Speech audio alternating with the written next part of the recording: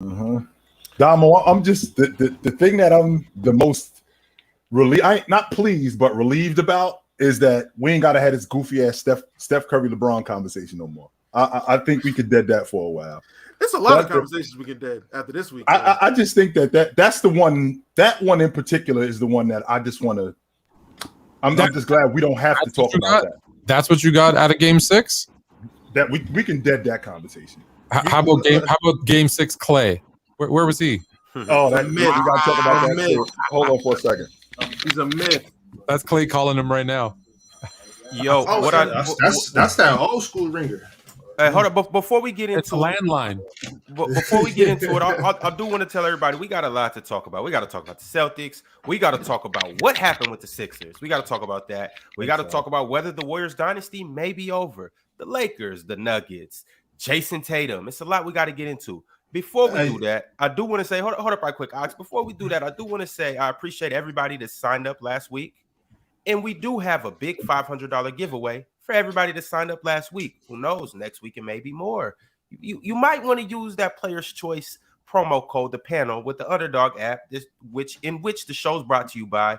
Also, can't wait to see who gets the 500. Now let's get to it with no further ado. I told Ron not to bring me up yet. I might even get some water, and then Ron brings me up. Oh my god! I just wanted to say, Lo, make sure you fill it to the top. You're gonna need it. Low brought to you by Underdog. Hey, Ron, are you? So everybody heard you say this, Ron. What's so up? You're done, right? You're done. Oh yeah, no, I'm out. I'm out. Okay. I'm out. Okay. Matter of fact, listen to me, Ron. He had to get out of here. I tried to tell him. I've been telling him for 4 or 5 years now. I would have believed in the Sixers. I would have believed in the Sixers if they didn't have Harden. Damn. So that means, Big Ox, that means you've been out since the beginning. You never was really in. I've never trusted the process. You never was in. Oh, that's crazy. Not for I'm talking about not for a day, not for one single day from the past 6-7 years. Even with Jimmy, ever 4 bounces away, you ain't trusted. I mean with Jimmy, but Kawhi was healthy, so I'm rocking with Kawhi. Okay, that was even 2019.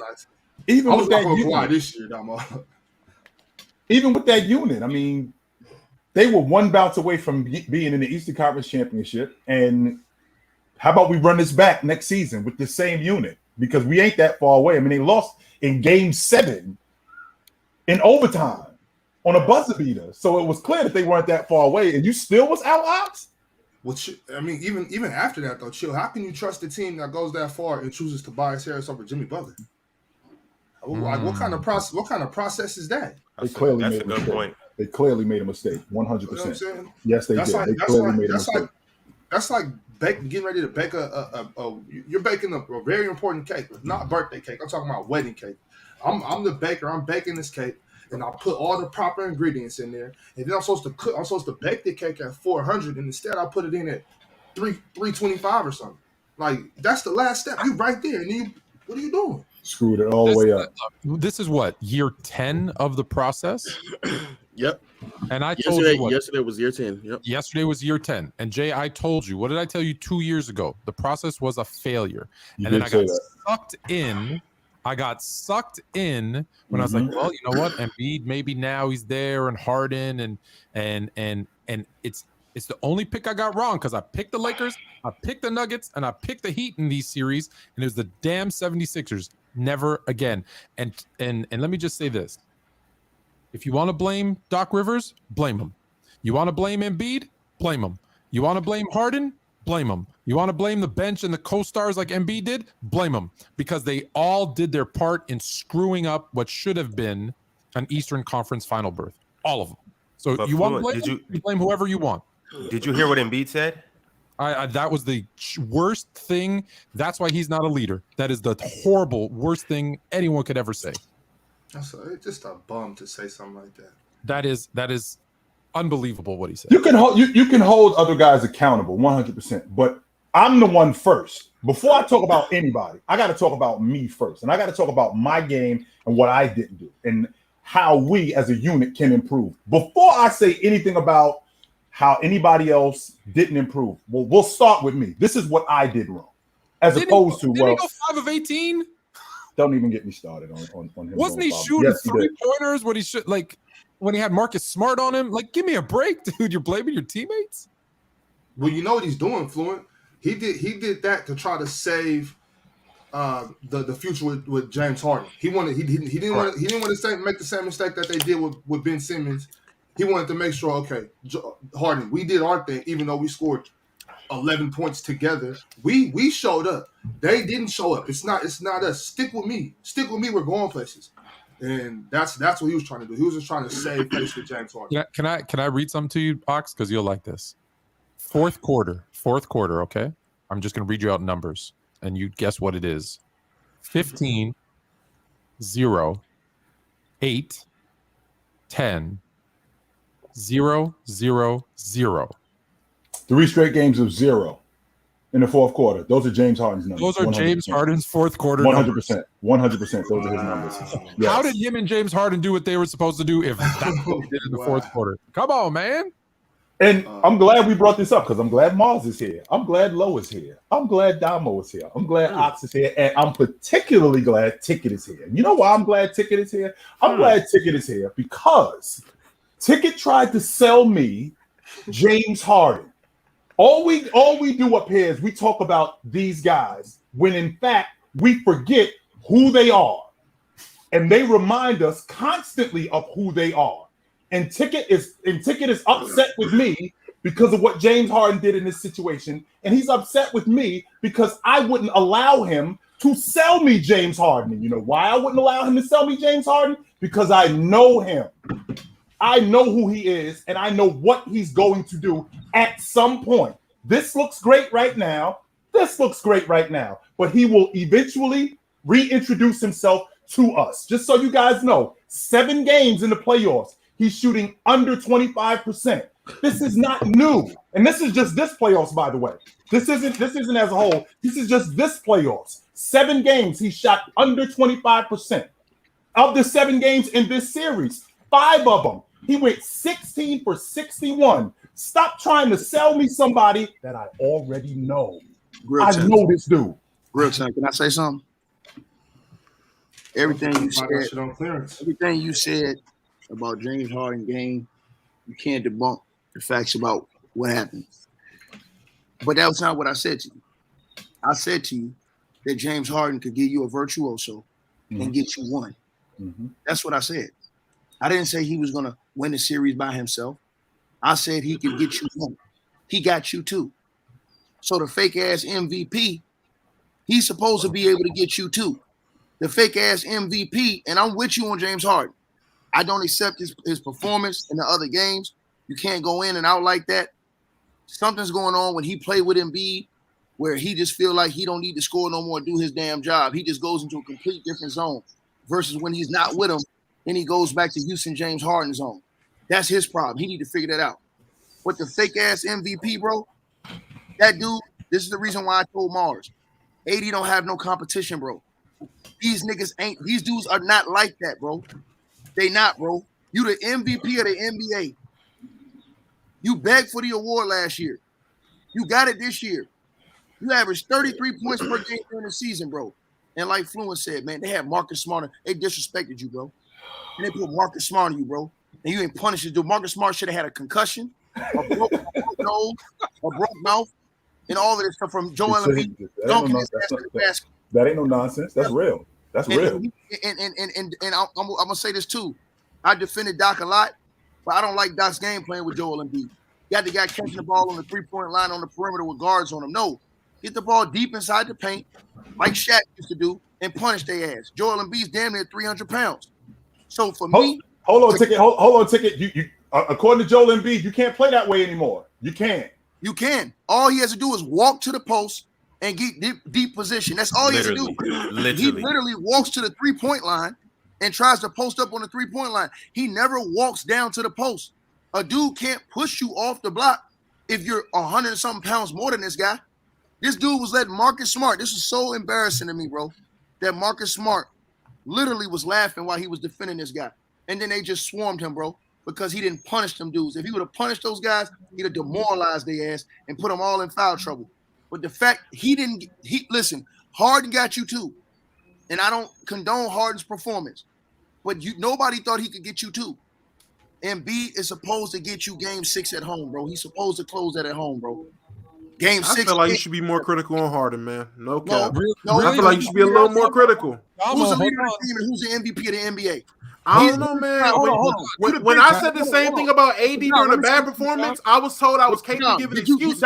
You just sat up here and blamed Embiid for Harden playing bad, bro. Be a little more critical of Harden. You guys say when Kobe and Shaq played together, you guys say Shaq was the man, right? When Kobe and Shaq played together, right? So the Diesel knew he had to do his job and come through if they were going to win. If not, guess what? He was going to get blamed in his prime. Joel Embiid is in his prime, averaging 33 a game, bro. He's in his prime. There's no other. Pause there, Ticket, because Damo, check this out. You don't want to give Embiid his blame, but hold on, we were killing. I didn't say that. Hold on. We were killing Julius Randle just really, really fast. I know I'm turning into Mars. I'm turning into Embiid. He just had 33 points a game in this postseason, 24.8. Come on, bro. Rebounds a game. Okay, assists 4.2 in the regular season, 2.9 in the playoffs. Shooting 54.8% field goal percentage in the postseason, 45%. 3-point shooting 33 during the season, 20.8%. And there's like 5 more. All of these numbers dip significantly. If we're going to kill Randle, we got to kill Embiid too. No one said don't kill Embiid. No one said don't kill Embiid. Those words never came out of my mouth. What I said was we need to be critical. We need to be more critical of James Harden than what we're being right now. You wanted us to give him so much praise when no one even spoke. Whatever game he went off. No. Rewind the tape. You came at us for 20 minutes about how much we need to praise James Harden. How, oh my God, look how we talked about Anthony Davis, but we don't talk about James Harden. You went on all those rants and spills. And when I said, okay, well, when James Harden has a bad game, are we going to be critical? Yeah. Can I ask you a question? That's the first time he did it. Can I ask you a question? You were suspended. Can I ask you a question? You was locked up the first time he did. Can I ask you a question, Dog? No, let me finish. Let me finish. I'm gonna let you go. Let me finish. The water boy. All I'm saying is, we waited this whole damn series to see what James Harden would do, and he folded more than he produced. And I want you to sit on this platform, tell all these people you sat up here and ran it to for an entire series about this man, and say we need to praise him like God Almighty. I didn't say that. No, you need to apologize to these these people people of James Harden. That's what you need to do. First of all, let me put your lying ass. First of all, I'm lying. All right, rewind the tape. First of all, I only said that James Harden could give you a virtuoso and get you a game, but he got you too. That's what I said. You rewind the tape. Chilltown was here when I told it to him because he was the one I was talking to. Also, the fake ass MVP, the leader of the team, the fake ass best player in the world, Joel Embiid. Blame someone else. He's the leader of the troops. This has been happening year after year after year.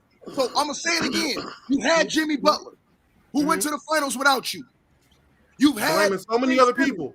No. But when I said all the blame wasn't on AD, I was told I'm giving excuses. I'm saying if you want these guys to be great, hold them to this standard. Okay, you're not hearing what I'm saying. Listen. Be consistent. I know, because you're not being consistent. For what we all expected going into the playoffs, into this series, Harden overachieved because nobody thought he could do what he did. Hey, no. You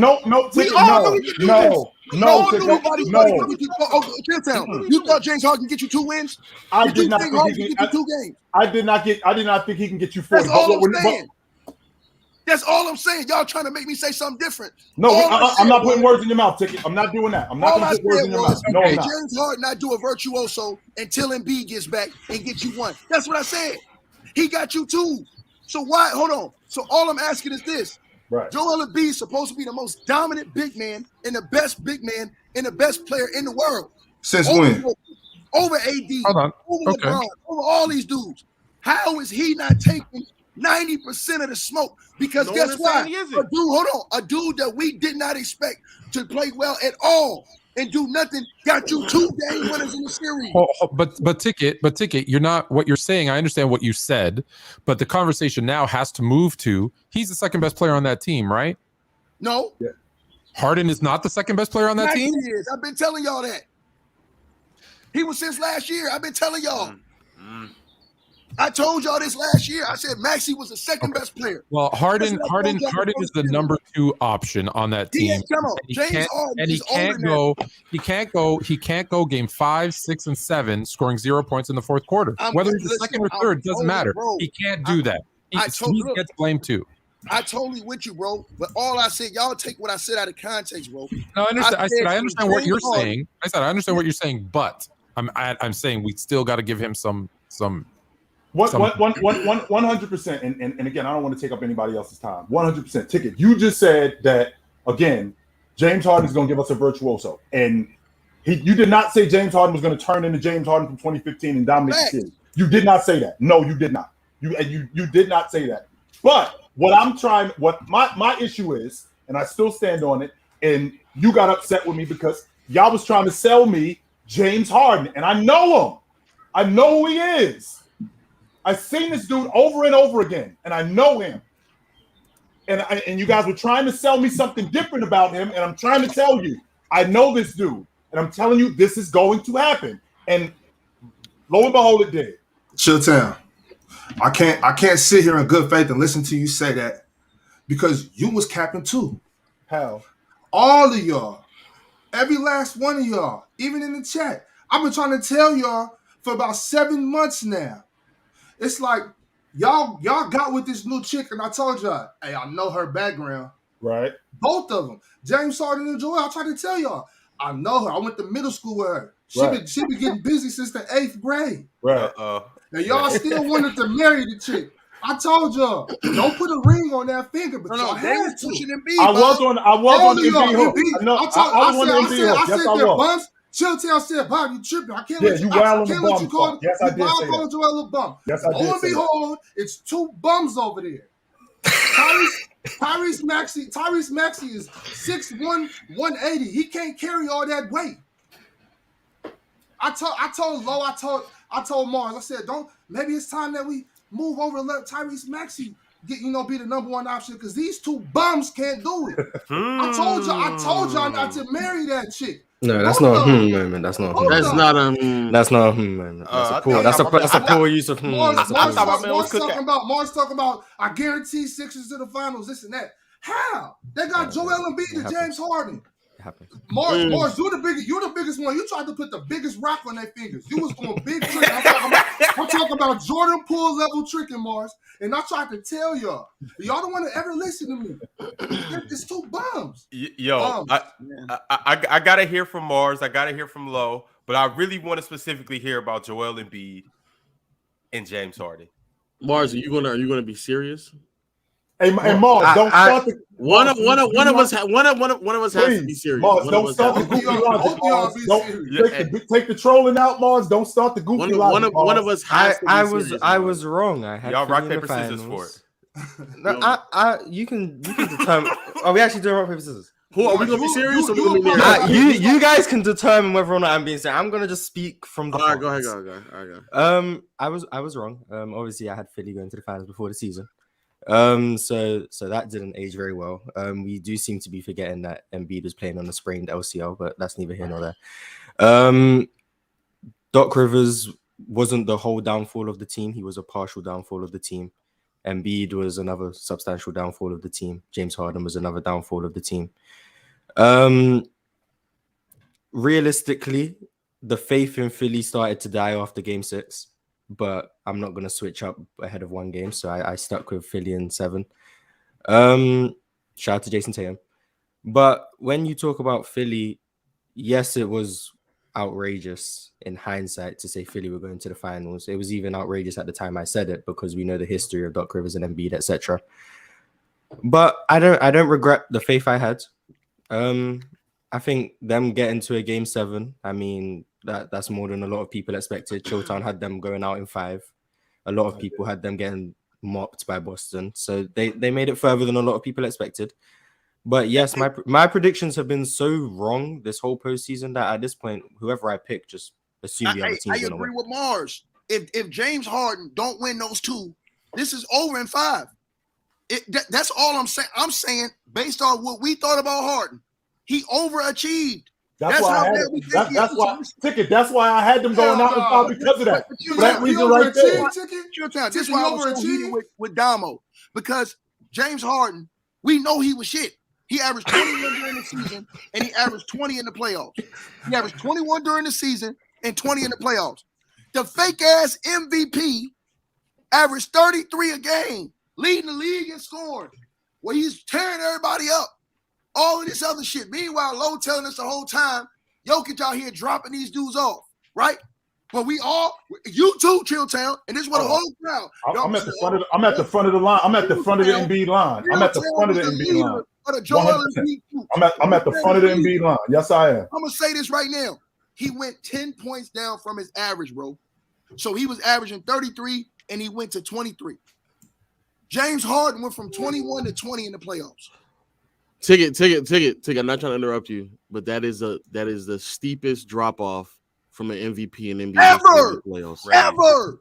And y'all sit up here telling me and cheesecake over teammates. He the reason why it went to 7. Because if he don't win those 2 games, maybe they get swept if he don't win game 1. Come on, bro. And y'all and he's old now. We know he's old. But all I said was he could do a virtuoso. Then when the fake ass MVP who chilled Grilltown been trying to sell us on all year long with them fake ass moves, fake ass 3-pointer, all that other stuff. Hey, listen, I'm ashamed of y'all, Fluent. This man let Marcus Smart. Come on, bro. And y'all talking about James Harden? At least James Harden had Jaylen Brown on him. This man had Marcus Smart. He should have been averaging 45 to 50 next year. No one's excusing Joel Embiid's performance. No one is saying don't blame Joel Embiid. No one is saying that at all. No, he need to get most all the blame. Because when you 7 foot tall, 300-something pounds, with the skills and the moves he got, bro, as soon as they put Marcus Smart out there, you're supposed to look at that coach and say, man, you a damn fool. Give me the ball. Sound like you're making excuses to James Harden to me. I don't know, man. And then, sound like you're making excuses to James Harden to me. Not only that, he didn't even get you 10 rebounds. You're still doing blaming. We blaming other people. I told y'all. I've been telling you. Come on, man. But we knew he's not an elite rebounder. We knew that. Yeah, Ron, I got it, Ron. Go ahead. I got it, Ron. Say it again, Lo. That's the most drop off ever, right? I don't know. I have no idea why. And not to say that anybody on the panel said this, but the arguments that Jokic was not supposed to win because of playoff success, and y'all decided to give it to the one man who's never made a conference finals appearance, made absolutely no sense. The only MVP in NBA history. That was an argument that was made several times. Not here, but like in the comment section on ESPN, like all I'm like, that made no sense. So that was also crazy. Then the other thing that was. Then you go to the podium and say that everybody needs to be better after you have bad performances. Now, for the people out there who want to sit here and say LCL sprain, that's fine. However, that's also part of the criticism of Joel Embiid, that he's never healthy this deep into the postseason. So you have to genuinely ask yourself, can you actually win with him if he's not going to be healthy? The other thing that also blows me away, that I just don't understand about this at all, and it's very unique because all 3 of the entities did exactly what I thought they were going to do. So Joel Embiid drops in the postseason yet again. If you want to say injuries, fine, but just all around, he just dropped, and he was not impactful as he once was. He's not as effective as he once was. You complain about this over and over again about MVP, then you do not show up. Matter of fact, who cares if you didn't get the MVP? You as an individual did not perform at the level in which you were supposed to against a matchup where you have massive advantages every single night.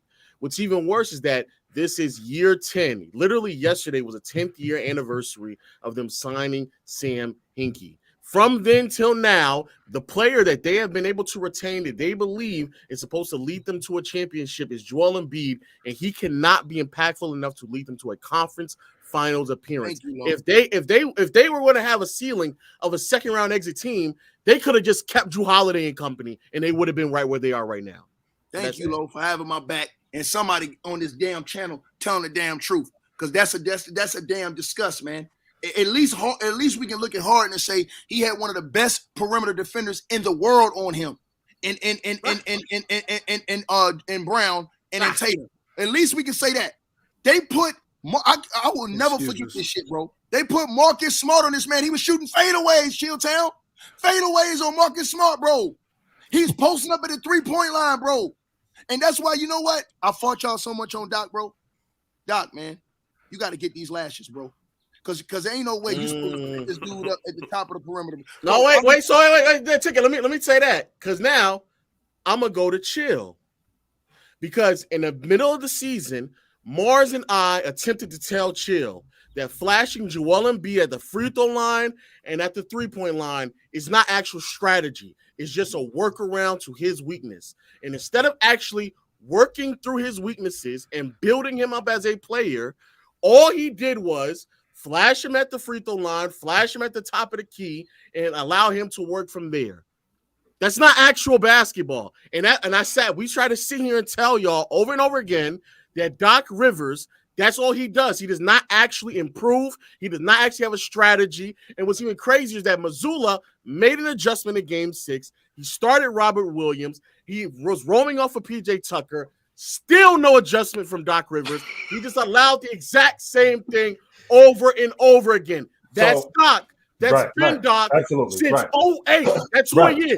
So rewind, Lo. When you talked about Joel Embiid flashing in the mid post and at the elbow, that works when you're playing against bigger guys. Now, when you're talking about making adjustments, where you got a guy like Marcus Smart on you, there should be something in the playbook.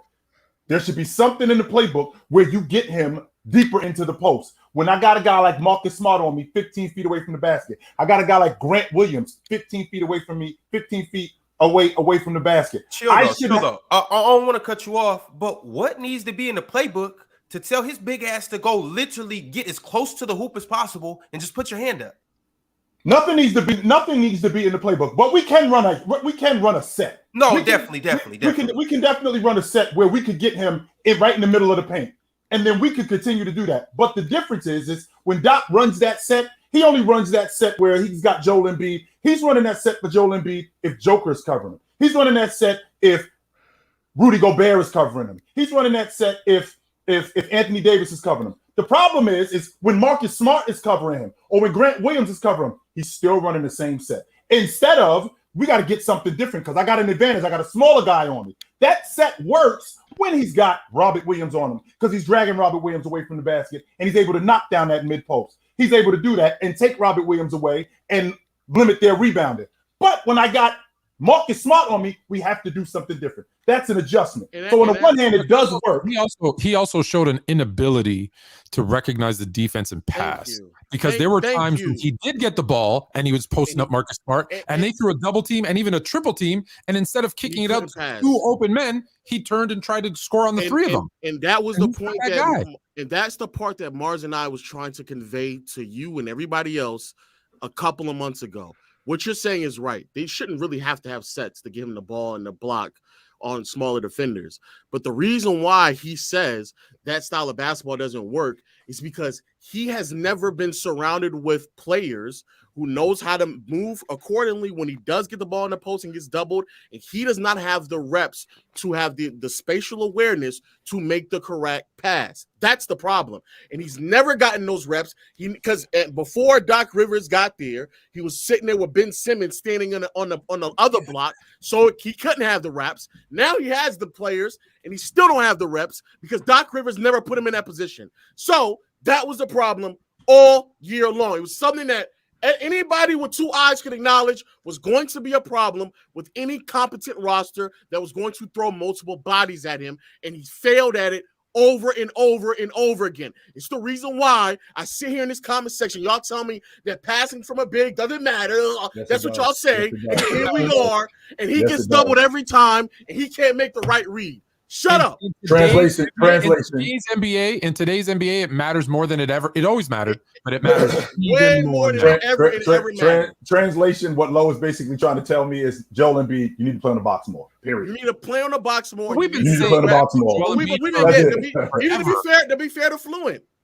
Like week 1, I remember Fluent, I was having an argument about threes and big shooting threes. There's too many threes. And I'm like, I don't know. Then as time got more and more into the season, I was like, yeah, he needs to get in the box. He just need to get in the box. And granted, he had a great season from the mid. But when you run the same sets over and over again, Doc Rivers, you do not, everybody already knows how to counter it, and you don't have the counters to counter the counter. That was the problem. Also, in Ticket, I'm gonna have to go back on your page because this emotional ass Joel Embiid fan got upset at me because I sat here and I told him that in the postseason, the reason why y'all are so critical of Jokic is really because of the matchups that he goes up against. When you're in a Western Conference and you get torched by the Stephen Currys, the Damian Lillards, back in the day, James Harden, now LeBron James, you're Russell, but you're defending some of the most optimal elite level floor spacers and shot creators the league has ever seen in space as a big. When Embiid has to do that exact same thing, he will also get exposed. You're going to get torched. Jason Tatum was demolishing him last night. Put us on a double, Ron. Put us on a double because he won't smoke. No, it wasn't you, though. It wasn't you who said that. It wasn't you who said that. It was somebody else on your channel who said that. Now, hey, Lo, because since you said that, Lo, well, let me come at you. Well, legend of winning is Nikolai Jokic, the fake ass 3-time alleged MVP. Is he gonna beat the Lakers? I actually do think so. Hey, hold on. We gonna get to that. We're gonna get to that. But let's get back. Hold on. In the last part, shout out to James Harden for the games in which he did play well in. But my goodness, down the stretch in some of those very important possessions, I mean, it's like clockwork with James Harden, bro. It's. Hey, Ron. I know you. It's coming. Just hold on. Get away from that one. We're going to get to that, Ron. It's like clockwork. So when Doc Rivers talking about Jokic, you got to stand on that shit now. And I said this. We've had this conversation before. Doc runs this 5 out where he's got Joel Embiid at the mid, not even in the mid post. He's got him at the top of the key, and he's got 4 guys around the 3-point line. Well, you don't have to worry about spacing. And the reason why you don't got to worry about spacing, because you don't have any floor spacers. That's not Steph Curry. That's not Klay Thompson. That's not Damian Lillard over there. That's Tobias Harris. That's Maxey. And these guys are easy to guard. Plus, Joel Embiid standing at the mid post or Joel Embiid standing at the top of the key. I don't have a lot of space. I have less space to double, as opposed to if he's on the block and he's got Marcus Smart on him, and then Grant Williams comes from the weak side. That's more ground that they have to cover. But instead, there was no adjustment to make with that. Instead, we're going to keep him at the top of the key. We're going to keep him at the mid post, like you talked about a second ago, Lo. We're going to keep him at the mid post. We're going to keep him at the elbow. And whether it's Robert Williams guarding him or whether it's Marcus Smart guarding him, we're going to keep running this. Well, there has to be an adjustment on some level when you get a smaller dude on you, and there wasn't. Why does it seem, you brought up adjustments, why does it seem that there's only like a handful of coaches that realize what we all realize and talk about every day? The way you play in the regular season is different than the playoffs.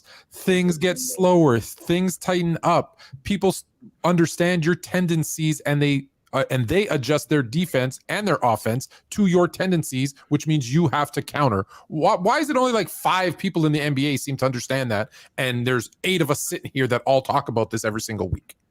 Pride. It's pride. People don't want to go away from what they built and what they created. So if you have a system that you put in place and a team counters it, it's going to be your belief that my system can overcome. I'm not going to change my system for someone else's counter because I believe what I built is better than what you have created. So you're going to stick with it. And that's why Mike Budenholzer has problems. That's why Doc Rivers has problems.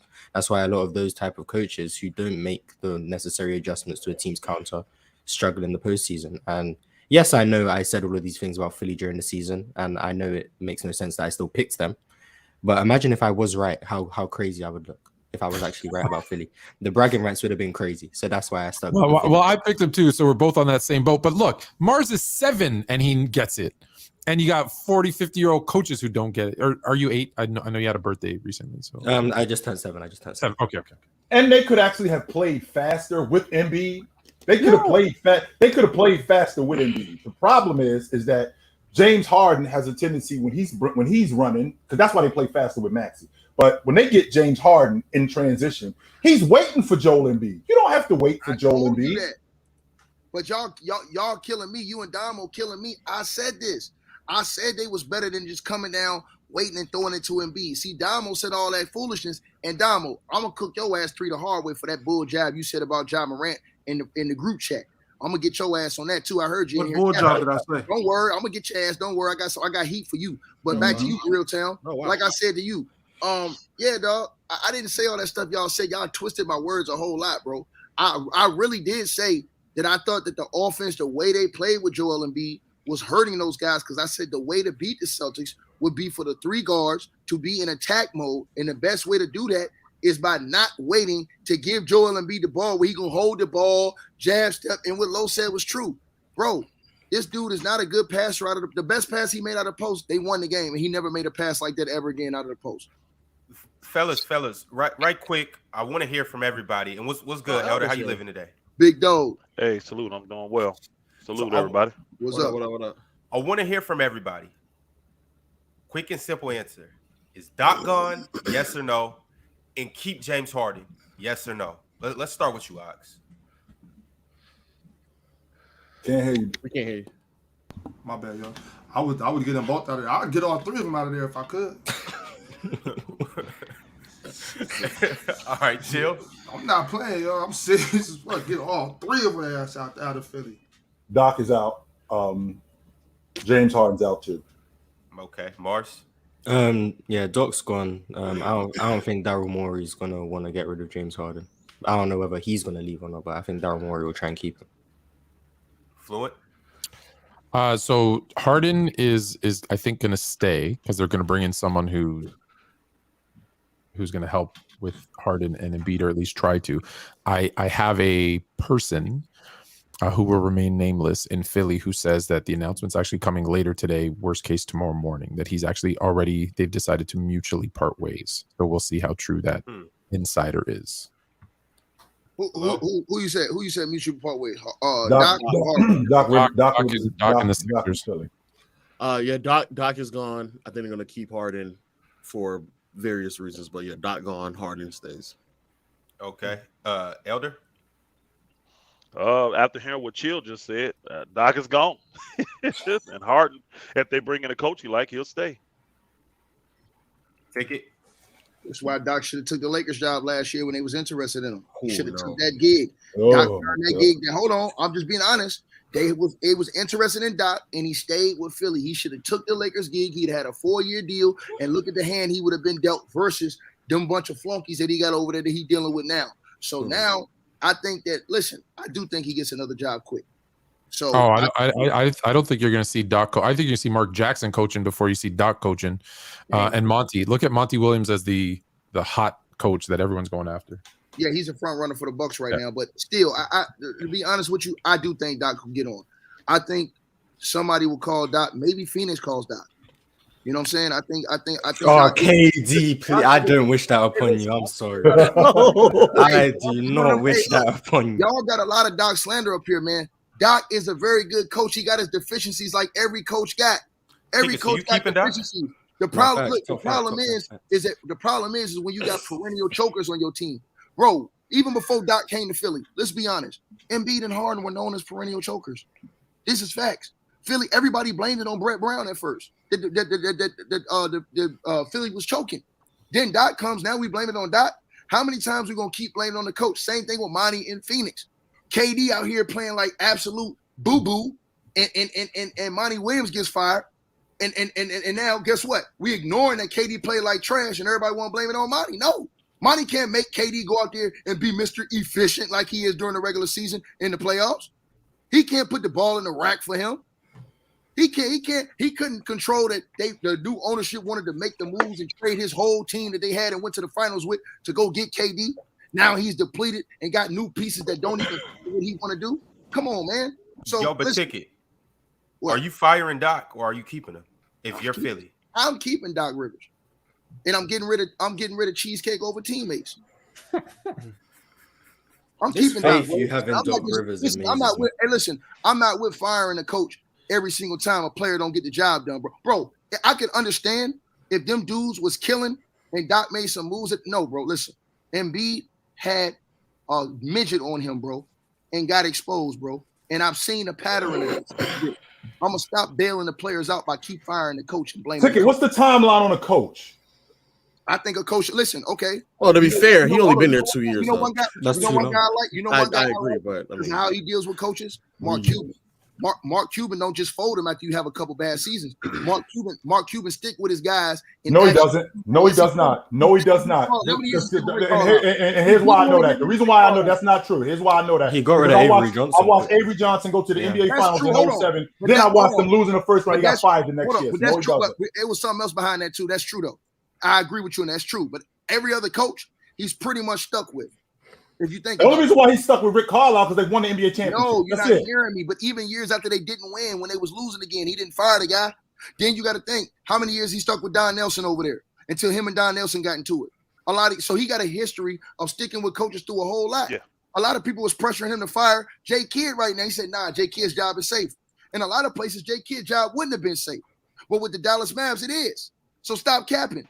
The bottom line is we gotta stop firing coaches. Listen, and this is the same thing with Monty Williams. We got to stop firing coaches because players ain't getting the job done, man. I can go in the locker room and draw something up. If you don't get it done, bro, they're talking about firing. You got Damo in here every day talking shit about Darvin Ham. And Darvin Ham don't did a damn terrorist. He's a terrorist. Darvin Ham every day. He's a terrorist. First of all, Ticket, rewind. Hold on, Ticket. First of all, rewind. Can I answer this? Can I answer the Sixers Yeah, question? answer the question. That's what I'm talking about. What are you talking? I didn't even get a chance to talk. Darvin Ham is in answer the the Western question? Conference Finals, but you got dudes like this saying he's a terrorist. See, that's what I'm talking about, bro. I That's got the you, type of stuff Damo. I'm talking about with the coaches. Because the players don't execute, or because the players he had before wasn't fitting in the system. And this is the problem I got with y'all niggas. Dom, you sat up there and said yourself, and I heard you say this, so you can't lie. You talked about how Westbrook and all those guys didn't fit. So how the hell you gonna blame the new Darvin Ham for anything when the minute he got a new roster, he was instantly the best team in the world? I don't know about that, but Hey, no. That's not speculation. Okay. Since they made the deal, the Lakers have been Can the I best answer the team in question you asked me? Go ahead.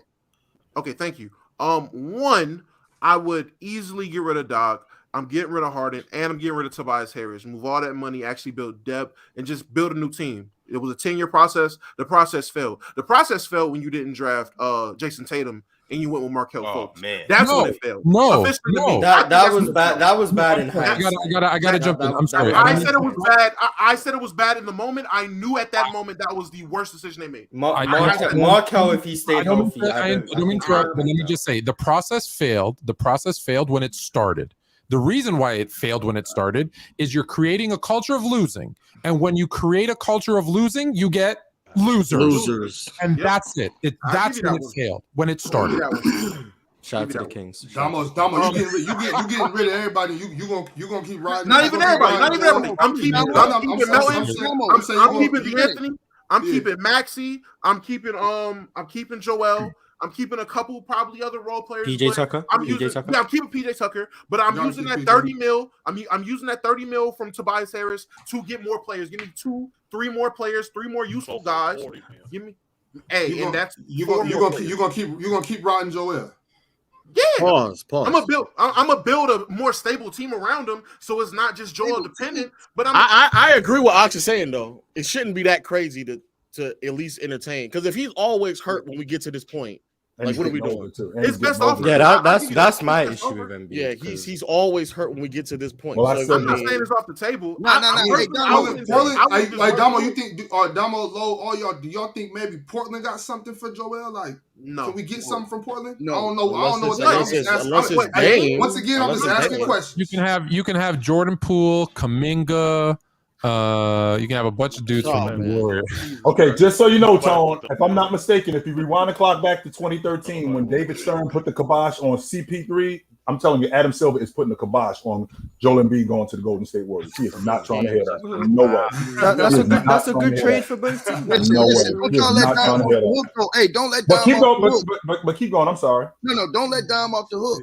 I'm talking about fire. The Darvin Ham thing? Oh, yes. Jesus. Hold on. Okay, let me finish. Wait. Stop before you go to rant. Stop before you start ranting. I got you with that one too.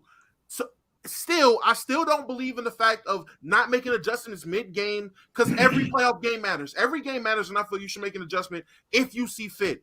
Make adjustments to people, adjustments. You never not make an adjustment, in my opinion. I feel like that's a bad thing to do. His lineups at times are still bad. If there's a detriment to the Lakers outside of injuries, it's the fact that I am going to see Rui Hachimura play the 5 guarding Nikola Jokic. That is a fear that I have of this team because he's not going to put Wyndon out there. He's not going to put Mo Bamba out there. God knows if Trisha Thompson touches the court, we're in trouble. Man. So now I have to watch Rui Hachimura play the 5. That is bad. Now, something you keep forgetting to realize, I blame Rob Pelinka more for roster construction. I blame Rob Pelinka from 2021 when we won a championship to 2021, which you blame LeBron for whatever reason, but I blame Rob Pelinka for letting Caruso go, for letting KCP walk, for not getting any other big man that was comparable other than what? Was it Montrez? We got Montrez Harrell? Like, no. He made terrible decisions and it led to more terrible decisions, like getting Westbrook. Let Elder answer that. Hey, Ron, let Elder answer that because Elder finna cook this nigga 3 the hard way. Go ahead, Elder. I mean, again, this man's mind is made up. He just thinks that this is the situation at hand, and he just don't have understanding when it comes to coaching, when it comes to the Lakers and how they operate and run. First off, KCP didn't walk away; he got traded. Am I bugging? Your audio, your mic is your mic a little staticky. Your mic a little staticky. Hey, we're gonna get back to you, Elder. Go ahead and take care of that, static, and then we'll get back to this whole smoke thing that you got with Damo. In the meantime, last Friday we did a couple things, with the good fellas over at Underdog Sports. As you guys can see, we made some picks, chat, and we, like Joel Embiid and James Harden, we blew the bag. We folded. So what I'm gonna do is we're gonna run this whole thing right back. I'm gonna choose 3 players. I'm gonna put it in the chat, and I'm gonna let you guys choose the stats, the higher or the lower. What I do want to say is this show is brought to you by Underdog, and they have the best way possible to get in on some NBA action and make some cold hard cash with their pick'em game. All you have to do is choose higher or lower. Choose multiple players, your favorite players, Joel Embiid, Jason Tatum, James Harden if you want to lose, however, whatever. But you can make up to 20 times your money in a single night. The easiest way to do it is just download the app or go to the mobile website, whatever you want to do. Use the promo code THEPANEL. Yes, all of us up here, the panel. And we'll go ahead and match up to $100 that you put in your account. Now, with that being said, chat, we got to do better than this. So I'm gonna go ahead and I'm gonna run some polls. We're gonna see what we're gonna do, and we're gonna choose the right, higher, or lowest. All right, let's go ahead and keep it pushing. Let's move on because it's a lot to talk about. I want to talk about. Y'all let ticket off the hook with that James Harden love. But go on, move on, Ron. Can y'all hear me better now? Yeah. Can we get back to Elder? Man, I gave you can we get back to Elder, please?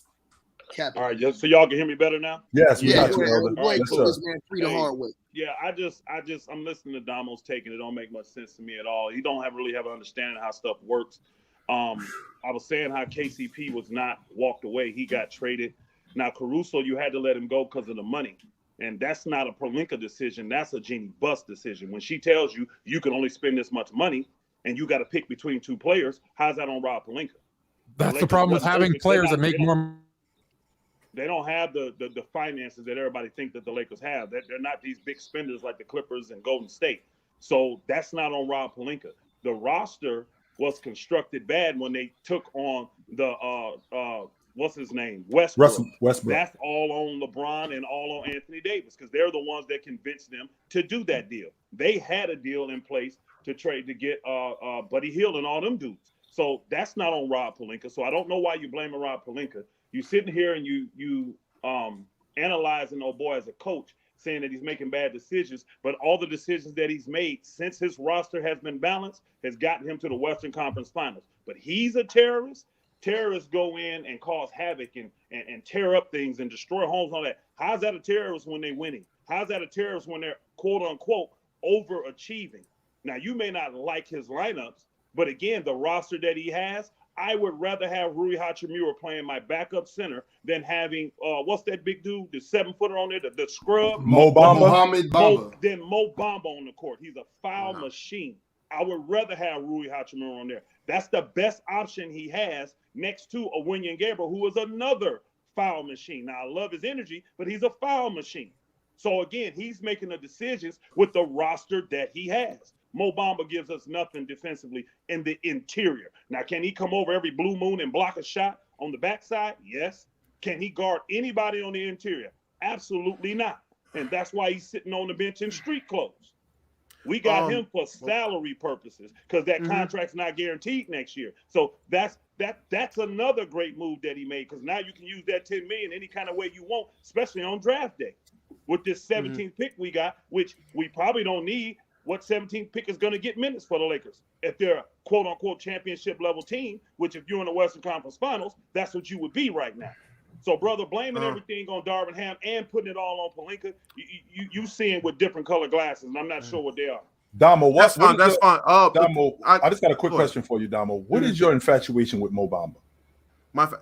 It's not even well, one, I've been pretty high on Mo Bamba since he came into the league. Just been one of those guys I like. But in terms of having a big man that could stretch the floor and rim protect better than Rui Hachimura, when Rui's at the 5, it is a layup line to the basket. It is an easy walk. You've seen it in the Grizzly series. You've seen it in the Warrior series. Anytime Rui's at the 5, they just walk to the basket. Now, what I'm saying is, at bare minimum, if you're not going to do Mo Bamba, do Wenyen Gabriel, someone with, as Elder said, high energy. That we have 2 guys that can soak. That's 10 fouls. You just told me 10 fouls right there that I would rather have than just letting people walk to the walk to the basket. NBA. 12. I'm so sorry. 12 fouls. Sorry. Cool. 12 fouls you have. So guys don't just walk to the rim that I would rather have. I'm not saying don't play Rui. I'm saying put Rui at the 4, maybe the 3, just not at the center position, because that's not good defensively. But fine. We can agree to disagree that that's cool. If you want to sit there and tell me that Darvin Ham this season during the regular season and during this playoff run hasn't made terrible adjustments, terrible substitution, had terrible substitution situations that have cost us games, that have cost us runs, anything like that have been detrimental to the Lakers, then we can agree to disagree if you don't see that. That's fine. I'm not sitting here saying he's the worst coach in the league. I'm saying that he him a terrorist. Yes, he's a terrorist. There's plenty of terrorists in the NBA. I call a lot of people terrorists. In the NBA? There's a lot. Doc Rivers is a terrorist. We just seen him. Doc Rivers is a terrorist. There we go. We've seen plenty of terrorists. Mike Budenholzer was a terrorist this year. Now, he had personal reasons, and that's fine, but he didn't make an adjustment. He was a terrorist as well. Okay. The whole time. Fine. He's a terrorist. That's another terrorist. What are we doing? I also think that we're getting screwed up why coaches get fired. Number one, Monty Williams got let go not because of his coaching. Monty Williams got let go because new ownership came in, and that wasn't their guy. Same thing with Budenholzer when he got let go. As bad of a coach as he was, we got new ownership in Milwaukee. So they're evaluating him, thinking, well, maybe we want to go in a different direction. Not necessarily because he can't coach, but because he's not their guy. Same thing happened in Los Angeles. When Magic Johnson got the job. As everybody talks about Walton when he was up in Golden State, the job that he was doing. When Magic got the job with the Lakers, he wanted Walton out because that's not my guy. I'm not going to have Bill Walton coaching LeBron James, a rotation guy on our championship team in 2004 when we were trying to go to the championship. He's going to coach LeBron James. No, we're not going to do that. I don't think Vogel should have got fired either, and that's another issue I have. I have a bias against Darvin Ham because I don't think Vogel was the problem. And whether you want to say that's a Jenny Buss issue or a Rob Pelinka issue why he was fired and they hired Darvin Ham, then Elder, that's fine. If I'm directing fire at Rob Pelinka, that should be a Jenny Buss. Then we can swap names. There's someone to be mad at the upper level for a lot of problems with the Lakers. If I'm misfiring, cool. But I'm firing at somebody. You're misfiring because once a coach loses a team, it doesn't matter. These coaches have all lost their team. These coaches have all had issues internally dealing with their players. Your players are your biggest assets. So what's easier for you to get rid of? A $40 million player or $5 million coach? You think, Elder, you think that? Elder, quick question for you. You think that Vogel lost the crew? Yeah, Vogel never had it. Let's just keep it real. Vogel never had the crew. The crew was LeBron and AD, and they were never on his side. Even after he won the chip, you tell me another coach that wins the championship and only gets a 1-year extension. It's never, ever happened in the NBA before. They was never on this dude's side. And then when things started going bad, you really saw that he lost. So you're not gaining by trying to force these $40 and $50 million players to accept the guy they're not going to accept. You'd be better off moving him, bringing in somebody they accept. Here's the thing. With Vogel, you won that first championship on great motivation by Anthony Davis and LeBron James, and the pandemic came and the guys were able to stay healthy. And it was a great defense. You had players that fit his system. He's a defensive coach. Let me finish. I'll get to the defense. But those other factors matter even more than how great the Lakers defense was, because them guys got 4 months off and they were able to stay healthy. What's been the issue since then? They have not been healthy. What's going on with them right now? They got a coach they believe in. He actually has good communication skills and he relates to the players and they believe in him, so they play hard for him and they have stayed healthy. In turn, now you're getting an elite defender like Anthony Davis doing what he does. Everybody's following his lead. And that's why the Lakers are in the Western Conference Finals, because they're an elite defense, but they believe in Darvin Ham. Are you telling me the Lakers don't believe in Darvin Ham? Hold on. I don't believe that's. Wait. I don't believe that's 100% true, because before in the first half of the season, when the team was constructed bad, and he was losing, it was an issue. I asked you a question, bro. What's the question? Do you believe the players believe in Darvin Ham? Yes or no? Yes, I do. I do believe that. That's why can I rebuttal now? So it doesn't matter. Can I rebuttal now? So-called bad coaching moves. If the players believe in it, this is the type of effort you're going to get, and here's the results. Can I rebuttal? Superstars and elite players playing at a high level. Now you got Anthony Davis playing through injuries instead of staying on the ground. There's a flaw in what you're saying. Hold on, bro. Now you got LeBron James falling back, not trying to be the lead, not trying to take over the games and jacking up all these threes, and he's letting other guys shine. Vogel couldn't get that from them. And you got a soft spot in your heart. That is not true. That's not true. That's not true. Can I please speak? Because you're lying. Now we're misremembering. Elder, let Damo get this off, Elder. Oh, Ron, let me barbecue this man, Ron.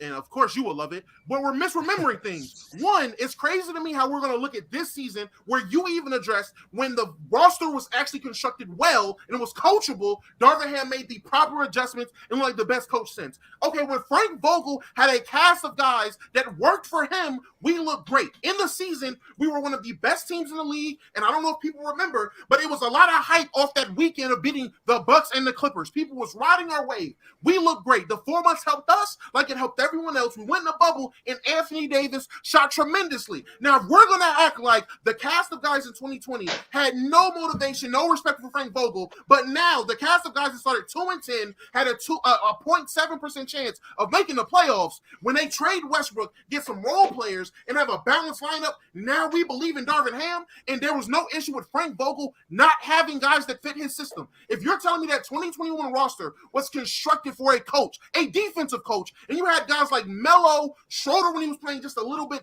he was just not the same guy he is right now for us, particularly when we had a cast of guys that did not fit what Vogel did. If you're telling me that, oh yeah, that's Vogel's fault, he lost a team that wasn't constructed for him, but Darvin Ham had a team that wasn't constructed for him, and we're not going to blame him. We're going to sit there and say, oh yeah, hey man, it's roster construction, it's not coach. He still has those guys. And then when he gets a good roster, oh yeah, it's him again. That is inconsistent, and that's hypocritical. That's all I'm saying. No. Fine. Agree to disagree. I don't got to sit here and argue for nothing. No. Agree to disagree is fine. Hold on, bro. You saying that's hypocritical, and I'm not being consistent, but I am. And when you look at the way that roster was constructed in 2021, that was because of LeBron. After they won the championship, LeBron was the one that said, I can't keep going at this pace at the point guard position. Get me a guy in here that can handle this ball and take some of the pressure off me from the point guard position. That's why they went that way. Then you get I ain't gonna say that word. Then you get this dude, Dwight Howard, who gets in his feelings and emotions and can't follow the process and makes a dumb decision to go over to Philadelphia. That helped mess up that roster. But again, they were capitulating to the players. We're not going to blame the front office? Hold on, let me finish, Damo. They were capitulating to the $40, $50 million players doing what they want. The same way when it come up here now, they were capitulating to the players. They started 2-10, not because of Darvin Ham. They started 2-10 because LeBron was not happy with ownership because they did not get rid of Russell Westbrook. Oh, man. Okay, and again, agree to disagree. It's fine. I don't got to argue about pointless stuff in my opinion. That's fine. I'm not about to argue. I'm not about to argue with you when you think LeBron James is the spearhead behind everything. Agree to disagree. That's what it sounds like. That's what it sounds like. That's fine. I'm not doing it. That's cool. Okay, that could be your facts. Cool. Fellas, There we go. I do got to intervene because we got current stuff we got to talk about. We do got to talk about the Lakers. But before we do that, we have to talk about the team the Lakers just beat, the Golden State Warriors. Now, hold on, because the Warriors organization still believes the team, even with their aging core, can compete. Stephen Curry, Draymond Green, Klay Thompson, they think that they can still compete for titles as they haven't shown any signs of decline. As we know, Klay Thompson's eligible for an extension. Wait, what happened? Now, who hasn't showed a sign of decline? But this is the logic that Ron talking about. This is the logic. This is what the Warriors believe. They believe that their core isn't showing no signs of decline. Yeah. Now you have Klay Thompson, who's eligible for an extension this summer. Yeah. However, he's expected to take a pay cut like Andrew Wiggins last year. We do know that Draymond's eligible for an extension this summer too. He's a free agent. They're saying that he may command somewhere in the $27 million range, but we don't know because obviously, you know, the luxury tax that the Warriors are in and whatnot. We don't know if they want to go into that. Also, we know that they just paid Jordan Poole last summer, but his future can be up in the air too. Jonathan Kuminga in his camp, they've also asked, out of frustration for his lack of minutes in the playoffs, to talk to the team about his role on the team as well heading into the future. And Steve Kerr is also in the last year of his contract. And Bob Myers' contract ends on the 30th. So the Warriors have a lot going on, and they just got packed up. I want to talk about everything about them and whether their dynasty is still in play. Lo, let's go ahead and start with you. Yeah, I think you alluded to it. The problem with the Warriors is that financially don't really have the ability to do that much flexibility with the roster, even if they take pay cuts. That Jordan Poole contract is by far like one of the worst deals in the NBA right now. He's getting paid like $28 million, $28 to $30 million a year for the next 4 seasons. And he's just nowhere near producing to that level. $28 million is on par with like franchise caliber players such as Jason Tatum, Jaylen Brown, Triple J, John Morant, Zion Williamson. I think Zion next year gets paid $33 million. And he's getting paid 28. So like it's like that's how bad that contract is. And the Warriors really just fumbled the bag where they put themselves in a situation where they're trying to manage the older players as they decline, regardless if they think they're declining or not, and while also trying to add young players to the roster. That's a very complex roster construction or ideal roster to try to juggle at the same time.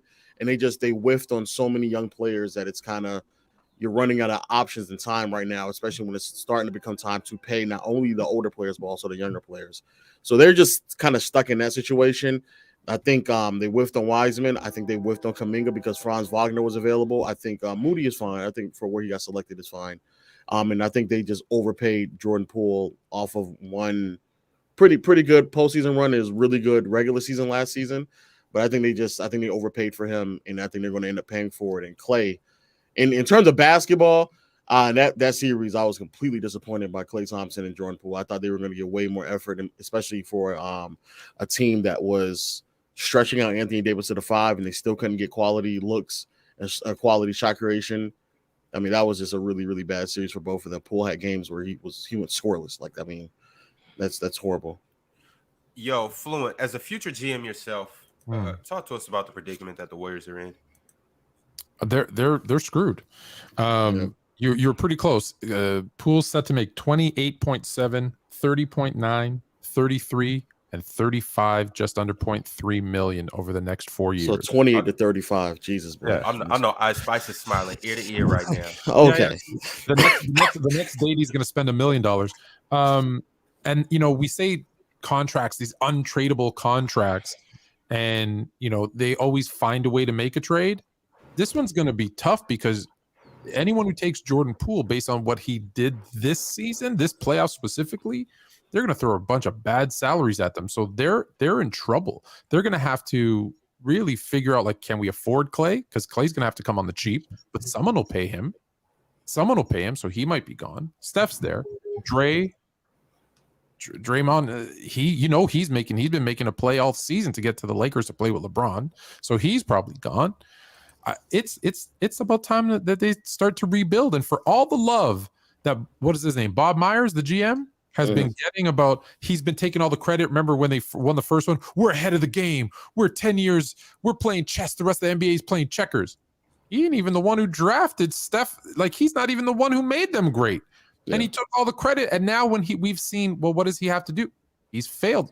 What draft choice? You said some have hit. Who, Moody? That's your big one? That's your best draft pick that you made with all those misses?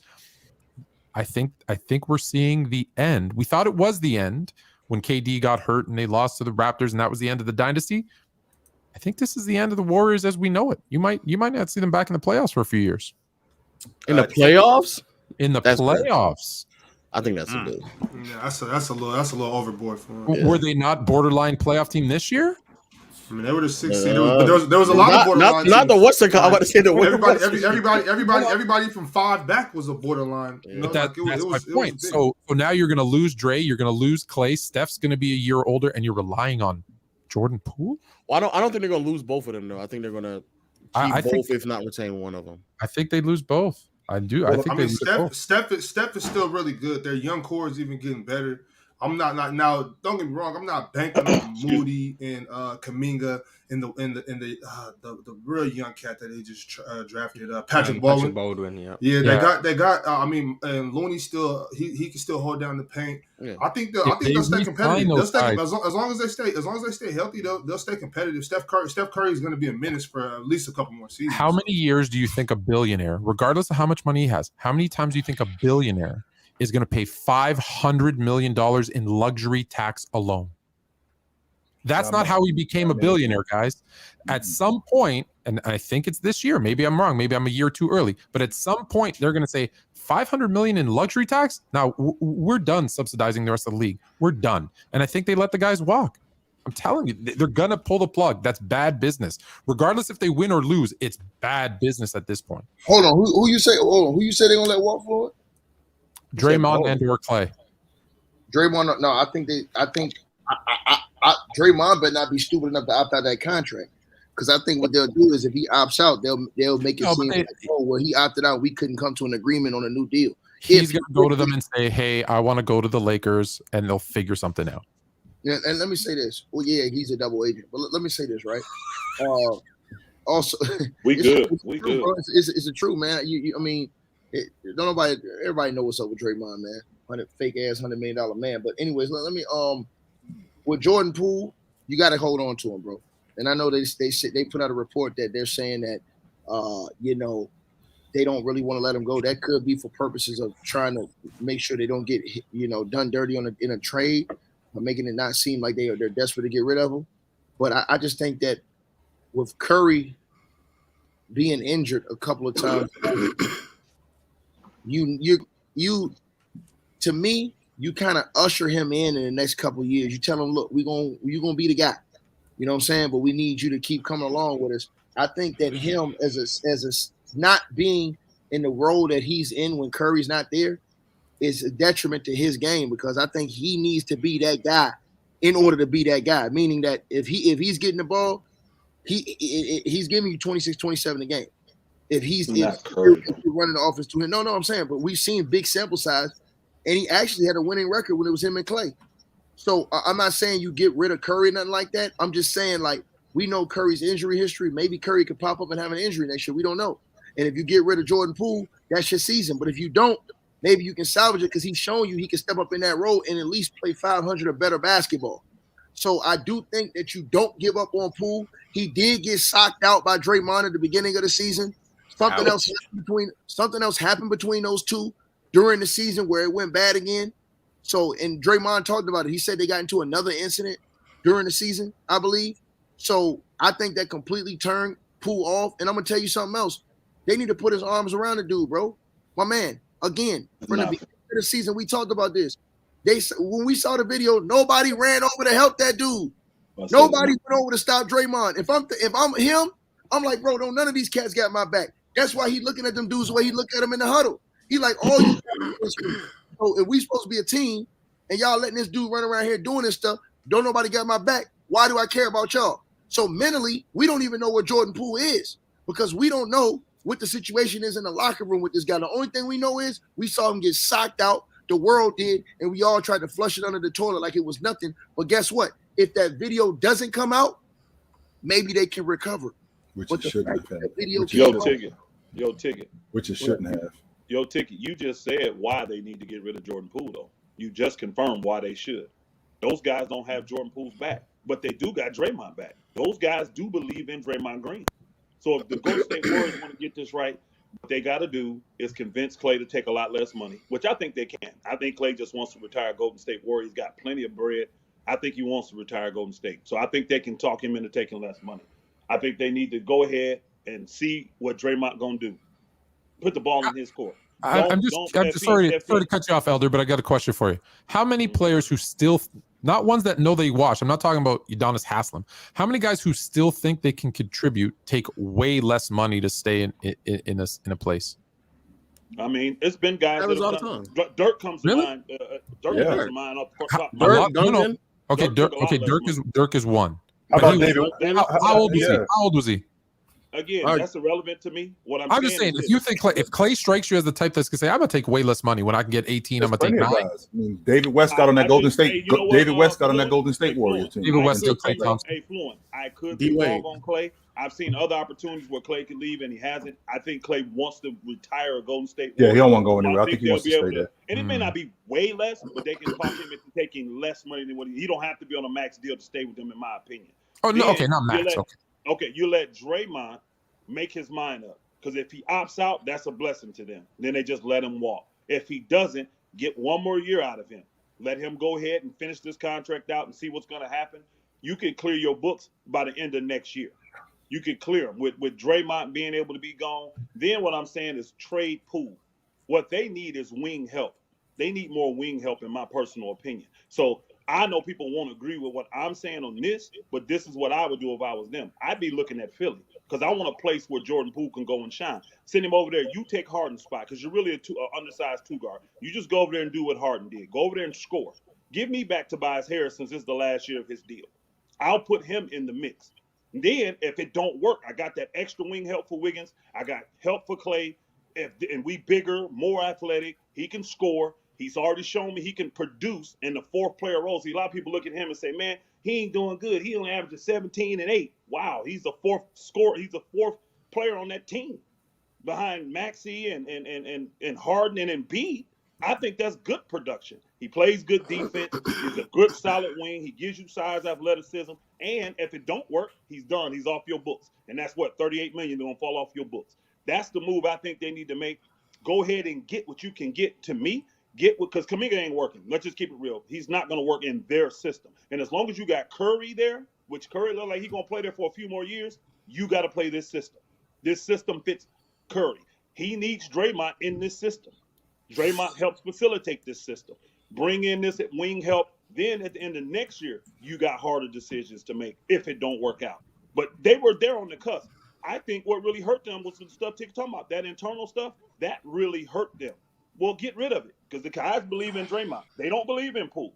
Get rid of the problem. Get rid of that. Bring in some wing help, and I think Golden State will be right back in the mix. I don't think that's that bad of a move. But I just want to be clear. You think Philly is going to turn $35 million James Harden contract into a on average $32.5 million Poole? Like, I don't know. My thing is this: what else options will they have if he walks? Who's the better option they're going to get? If he dies, he dies, man. Like, you're better off without him. Like, you can't replace bad money with worse money. Like, that's what you're doing.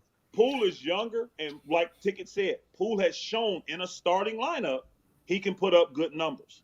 He's shown that he can put up good numbers in the starting lineup. I would do it. I don't know what you'd put Poole next to Embiid. I like Poole and Maxey next to Embiid. Hey, I'm not gonna lie. A better option for Philly if Harden walks. Who's going to replace that? And not only that, you have to find something. You have to find something to replace Tobias's contract as well, because if Tobias is just coming off a contract and you don't get nothing for him. I'm not saying that it's the perfect marriage, but all teams get something in return for something that they have. So put Kuminga in that deal. No, I get it. They got $75 million coming off the books. They got to spend it somewhere. They have to put spend Kuminga in that deal. I'm sorry, I didn't say the whole thing. I'm talking about Poole and Kuminga going to Philly. I like that. Then you put Tobias Harris and whatever else to make it work, a little piece to make it work, going back there. I like that. I like that for Philly, and I like that for Golden State.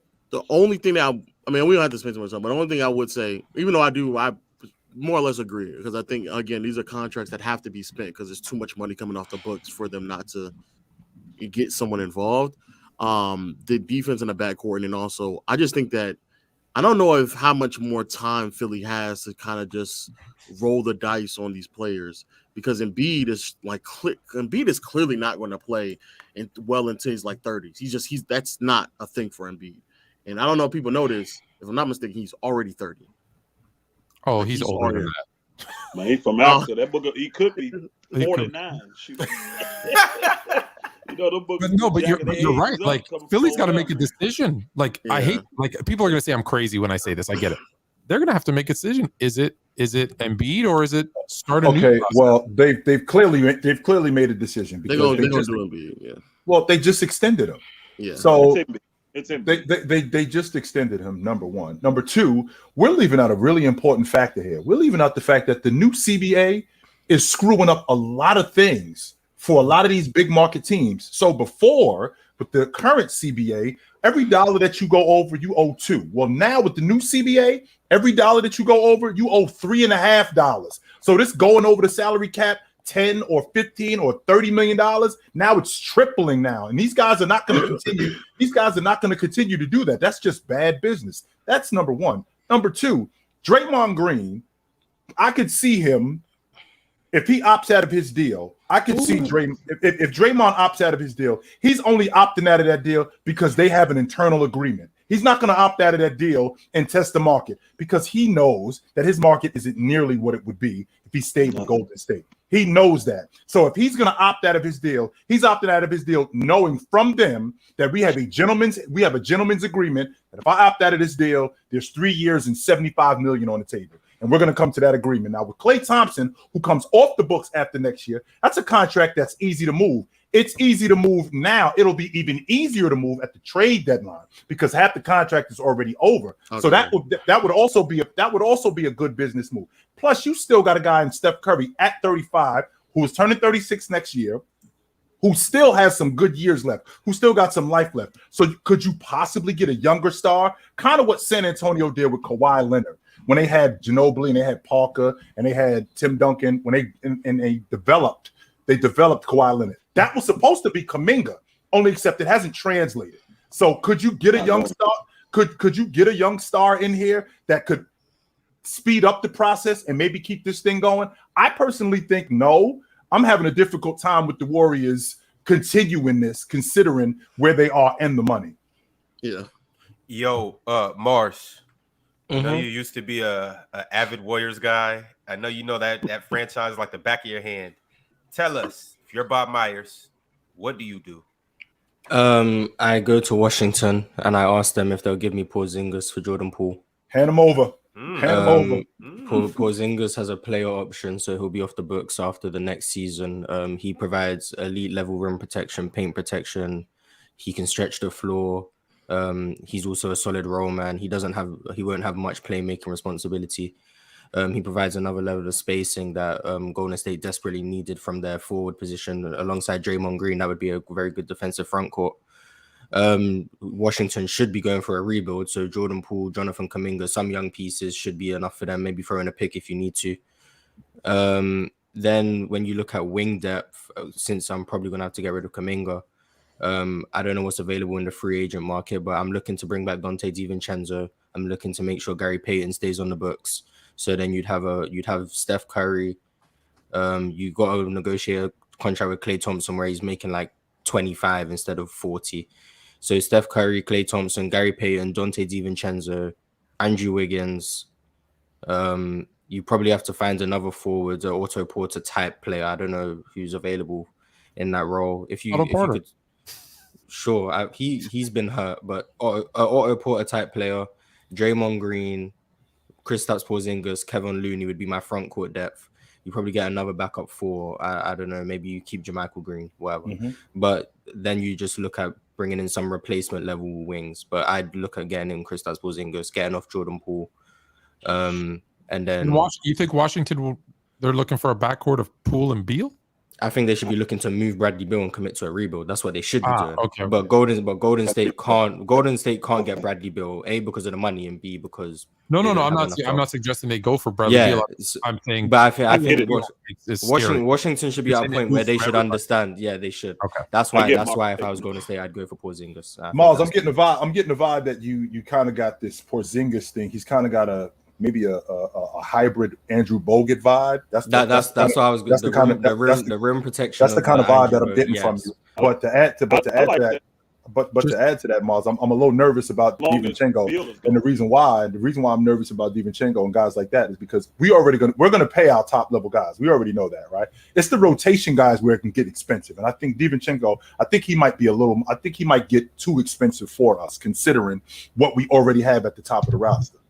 And just remember, I agree. He might come on a bit. Just remember, every dollar that they spend on anyone is 3. So 3.5, Tone. 3.5. So Porzingis' 36 million next year is like 100 million. Like as it stands, they're already at 483. So if they bring on any extra salary, that's an opt-out though. How can we run a business like this, Tone? We can't. We can't run a business like that. Every dollar we spend, we making a dollar. It's a team option, but the 36 million they were going to spend regardless, because he's saying that 36 would have came from Poole and Kuminga anyway. So that's money that they've already committed. Is Kuminga, how much is Kuminga? I thought Kuminga was making significantly less. He's still on his rookie deal. He's making he was a high pick, so he's on like 6 mil. But yeah, this is really it's the first year. I like Hard's take. Yeah, I like that as well. That would only, to me, would have to have Bill gone. Bill has to be gone. Yeah, Bill. That's if Washington commit to a rebuild. Okay. And maybe you can sneak getting Danny Avdija if you're Golden State as well. But I think I literally like that. I like Porzingis. I really like that because or Corey Kispert, just another way. Maybe. They do need true rim protection, and Porzingis does bring you that, and he stretches the floor. I really like that. That's a good. If they commit to get rid of Bill, I really like that for Golden State. Yo, Ox.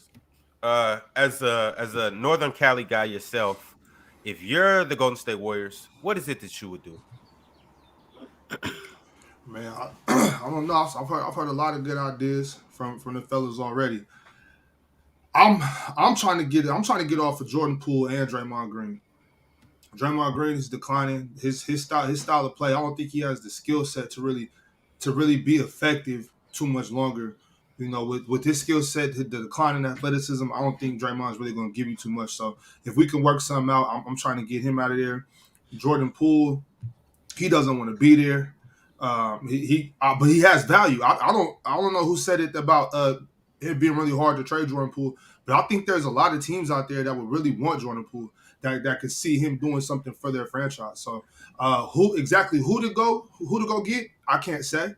But I would be looking to get off of both of those guys though. But Klay Thompson could stick around. I'm okay with Klay Thompson just for less money. Yeah, if he accepts the got to make less money. Of course. This is the last year of his deal in the 23-24 season. He's on the books for 43. Yeah. And I mean, if we're gonna, I know you hate that. Elder. And it just hurts. I don't hate it. I like it for Klay. That has to be cut in half, realistically. Yeah, that has to be cut in half. Well, the only way it gets cut in half, Mars, if we extend him, right? If we extend him and we get that other money on the back end. So if you extend him for, let's say, 2 more years at $50 million, right? Let's say you extend him for 2 more years at $25 million a season for the next 2 more seasons, and that other money that you have now, you can cut it in half, and it can get extended on the back end, as opposed to, you extending less money. You're extending Klay for like you're extending Klay for 3 years, like $80 million. No, we can't do that. No, we're not doing that. I do 4 year 80. I do 4 year 80. I'm not doing that. Well, and to be also honest, I don't know if they'll even give Klay the extension now. I think what's probably going to end up happening is the best case scenario for them is for them to just allow Draymond to opt in, let Klay run this season out, trade Jordan Poole for an expiring. And so then in next year's offseason, which is a much better free agency class, they'll go into there with only $100 million on cap, because at that point you'll have Poole will flip into expiring, so that'll be off the books. Right. Draymond will be off the books. Klay will be off the books. The only significant money that will be on the books at that point, and also if GP opts out as well, he'll be off the books. The only significant money I'll be on the books would be Wiggins and Klay. Everybody else is like I just don't. The only problem I like that. Wiggins The only problem that I have, Lo, is just, I'm just not a fan of guys just walking out the front door when they have value. I'm not saying walk them. You would have their bird rights, so you'd be able to re-sign them and retain them. But Right. that's the only way that you have the cap flexibility for you to go underneath the cap, so that you actually sign compliment. Because at this point, everything we're saying is all great trades, right? But like Mars said, and like Elder said, there's still pieces. Like we still need a wing, we still need this big, or we still need a backup. We still need other things. So to fix those other things that they will still need, the only way around it is to give yourself some type of cap relief going into an off season where you can actually sign someone. And the only way to really do that is to give yourself flexibility next year when everybody will be coming off the books and it will just be Steph and Wiggins that you're really paying. But that does begin and end with really trading on Poole. That's really where they come down to. And I do agree. Which is fair, because when I'm looking at this group, the Lakers were better than them. I mean, if we're gonna be honest, Elder, the Lakers, I don't think that they just play better, because there's a difference between playing better than somebody and being better. I think the Lakers were better. So we clearly can't bring this unit. We can't bring this unit back. Klay is going the other way athletically. His game is declining. I think that we have to stop. I don't want to completely dead it, but I think that we have to stop looking at Klay Thompson like we did 4 or 5 years ago. I think that we have to dead the whole Game 6 Klay. Like we have to stop talking. I think we have to stop. I'm sorry, Mars, but I don't. I was telling people this ages ago. Chill. Did you get an apology from Ticket? I kind of went back and I heard what he had said about Klay 6, all that BS. Oh, the immortal Klay Thompson. Yeah. We'll get to it Monday. Did you get your apology? I just want to know. I was getting to that. I was getting. That's what I was wondering. I was actually going to ask you, Lo. We was talking about it, but just all y'all opinion on that. So we talking about money right now, specifically in trades and whatnot. Yeah. What about on the court? What about that's what I'm talking about. Well, I was wondering, do y'all think Klay is prepared to come off to be a spark off the bench? Is Klay willing to sit on the bench? He ain't gonna be no bench player. Clay's in denial of who he is. Clay doesn't. And you know why, Mars? You know why he's in denial of who he is? Because everybody else is telling him he's still that dude, when in reality he's not, and it's evident that he's not. Honestly, it's fine. Which is fine. Yes, man. When you want the greatest when you want the greatest shooter to ever play basketball, you have a couple off series or whatever, man, bro. You guys are over. You guys overhyped. No, Ticket. Hold on. I was about to say. Hold on. Go ahead, Ticket. I'm sorry. Go ahead, Ticket. I'm sorry. I apologize. I'm gonna say it again. What I was saying to you: when you one of the greatest shooters to ever play the game of basketball in the history of basketball, and you have a couple off series, people tend to overreact and say, "Oh, well, you're done." Well, let's look at one thing. Klay Thompson averaged more points this year than he did last year. He averaged 21.9 this year. Also, Klay Thompson, and he came off an injury, right? And Klay Thompson shot 41% for the 3-point line this year. That's hellified good. That's damn near great. He shot 41 from the 3, and he averaged 21.9 points per game, right? So let's think. Last year, the year before that, he averaged 20.4. The year before that, 21.5. The year before that, 20. So to say, oh, he's not the same guy, no, he just had a couple of bad series. Now you told me he was on Dog Walk Austin Reeves. Hold on. Wait, let me finish. Hold on. I give you that. Hold on. I give you that. Keep going, Ticket. Keep going. But if you go back and look at the playoffs this year, he had an off year shooting a 3. He was 36.8% from the 3-point line this year in the playoffs. So that was off. Does that mean he's done? I don't know, because last year he shot 38, the year 44, the year before that in the playoffs from the 3. So I say this. I say you look at him again, because you don't just say a 21 point per game score with the Warriors, which is pretty much what he's giving you his entire career with that team, is washed or done just because he had a couple bad series. Again, they did win the chip last year. And last year when they won the chip, Klay averaged 19 points in the playoffs, and Klay shot 38% from the 3, and they won the chip. And he was the second best player on the team, basically, beside Wiggins, right? So you go into next year, and I think next year is the gauge. To see where Klay is going forward. I don't think you bench him next year, but I think that if he doesn't get it done next year in the playoffs, and he's looking like he's tailing off, then you can make that decision and say, hey, he got to come off the bench. I think right now is a little too premature to just say, hey, man, he's a bench guy. He need to come off the bench because who else you got that's going to start over him that's going to give you something better? Well, that's also a fair. They don't really right. have anybody else. No, Yeah, I'd still start him. And I'm not prepared. I'm not prepared for Klay Thompson to be a rotation player because I don't think he's a rotation player yet. No, I don't think he's that. But if you watch him physically, he's different than what he was years ago.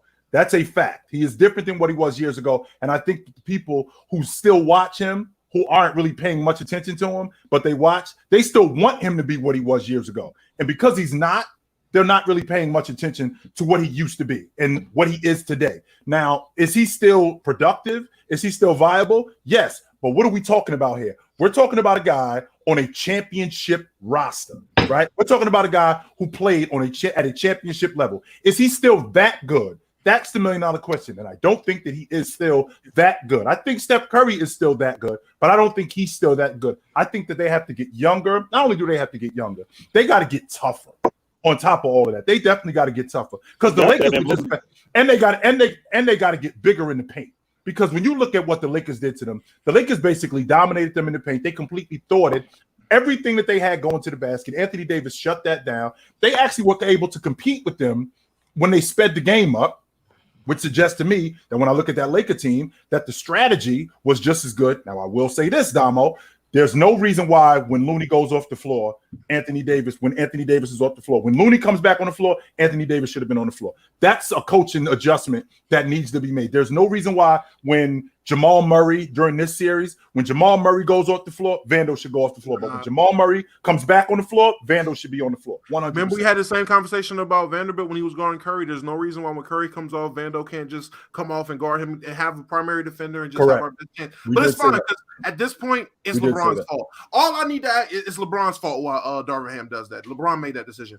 All I need to say is, Ticket, I just need you to say I was wrong. Just can you admit you were wrong about Klay, the Warriors, Reeves not being consistent? Because you told me, oh man, how are you gonna believe in Austin Reeves? Guys like Austin Reeves. I didn't say that. Time out. I didn't say that. I'm the biggest Austin Reeves fan on YouTube. That's the one thing you said that I never said. You were wrong about. Okay, fine. Speaking of Austin Reeves, go get on the poll right now. I'll concede. Hold on, Damo. I said that Reeves would have it. Dom, hold on. I conceded. I admit I was wrong about that. Just admit you were wrong. It's okay. You don't got to Reeves. Admit you were wrong. Let me say what I'm saying. I'm the biggest Reeves fan on YouTube. Everybody was telling me Reeves was trash when I was saying he's that guy. I said before this series that I thought he would struggle offensively in games because he had the job of chasing around Klay all game. He did struggle some games offensively, but he got it going later on in the series. Right? When they took him off Klay. These is facts. These is facts, right? But when they took him off Klay, he got better offensively because he wasn't as tired from chasing around Klay. He does get tired from running around damn near 100 screens a game. Now, let me say this to you. As far as the Warriors go, you were right about that. Hell, I didn't even think Draymond Green was going to be a double agent. I didn't think he wasn't going to bring the drama to those guys and set the tone the way he was supposed to. He didn't. He was more of a friend than he was an enemy. I mean, Poole was more of a double agent, but I give you that. You can blame Draymond. I blame more Poole. No. Well, I can't. But I do want to hear I was wrong about the Lakers because on Friday, I do too. On Friday, you said you guys wait until Monday. I'm gonna bring that smoke. I'm gonna cook you guys when the Lakers. That's all I need to hear. Not cook you guys. Not cook you guys. Real time. Yes, real time. And me. Real time. And Damo. Real time.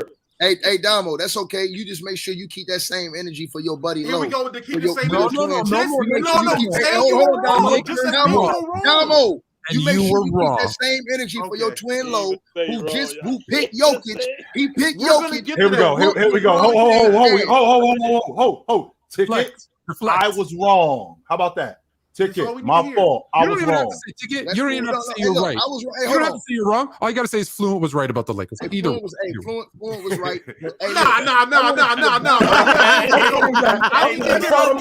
Yo, Damo chill. We making progress. We making progress. Right there. Hey, Damo, it's steps to success. Yes, I'm cool with that. Damo want to stay on Ticket head. No, I ain't doing that. I just want to make sure Damo keep that same energy. I want everybody in the chat room who said all Ticket did was pick against the Lakers. I want y'all to keep that same energy with the legend of losing up here. He just picked Jokic to beat LeBron. Lowe's not a real Laker fan. Are you done deflecting and just say you're wrong? Just say you're wrong. Just say you were wrong. Just say I don't even need an apology. Just admit you were wrong. Just say you were wrong. You deflected. Just say you wrong. Hey, Lo, I don't have a problem being wrong. Hey, Lo, not a real So Laker say fan. it. Say it. Say it. Hey, Legend of Blue. There's only three real fans. There's only three real fans in here. If I was wrong about the Warriors, your ass was wrong for saying Drew Holiday is a better defender than you know who. Can you say it? Can you say it though?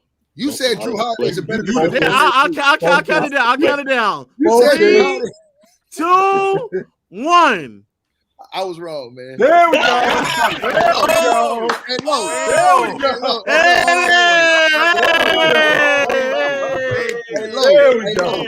Hey, Lo. But you was worse than me, dog. You said Drew Holiday was a better defender. We gonna that. that. Well, that's awful. That's awful too, Lo. To say something like that. Awful. All right, That's fellas. We're gonna go ahead and transition. Chat. I asked you guys in the poll who we're gonna choose, what we're gonna do, and we came to a conclusion. I also do want to say that for everybody that used the promo code THEPANEL last week, we will be doing a $500 giveaway to one lucky person, maybe two. We'll see how generous I'm feeling this week, but somebody's gonna get 500. So I encourage you guys to go ahead. If you haven't, use that because next week it's probably gonna be more. Now let's get into it because we got some contests and some picks to make. All right, LeBron's an easy one to go to. Let's start with Jamal Murray.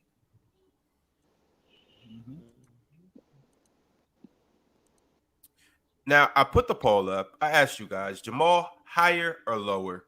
You guys said that Jamal is going to go higher than 24.5 points. So we're going to go start with higher. Euro, go ahead and throw 30 in that entry amount.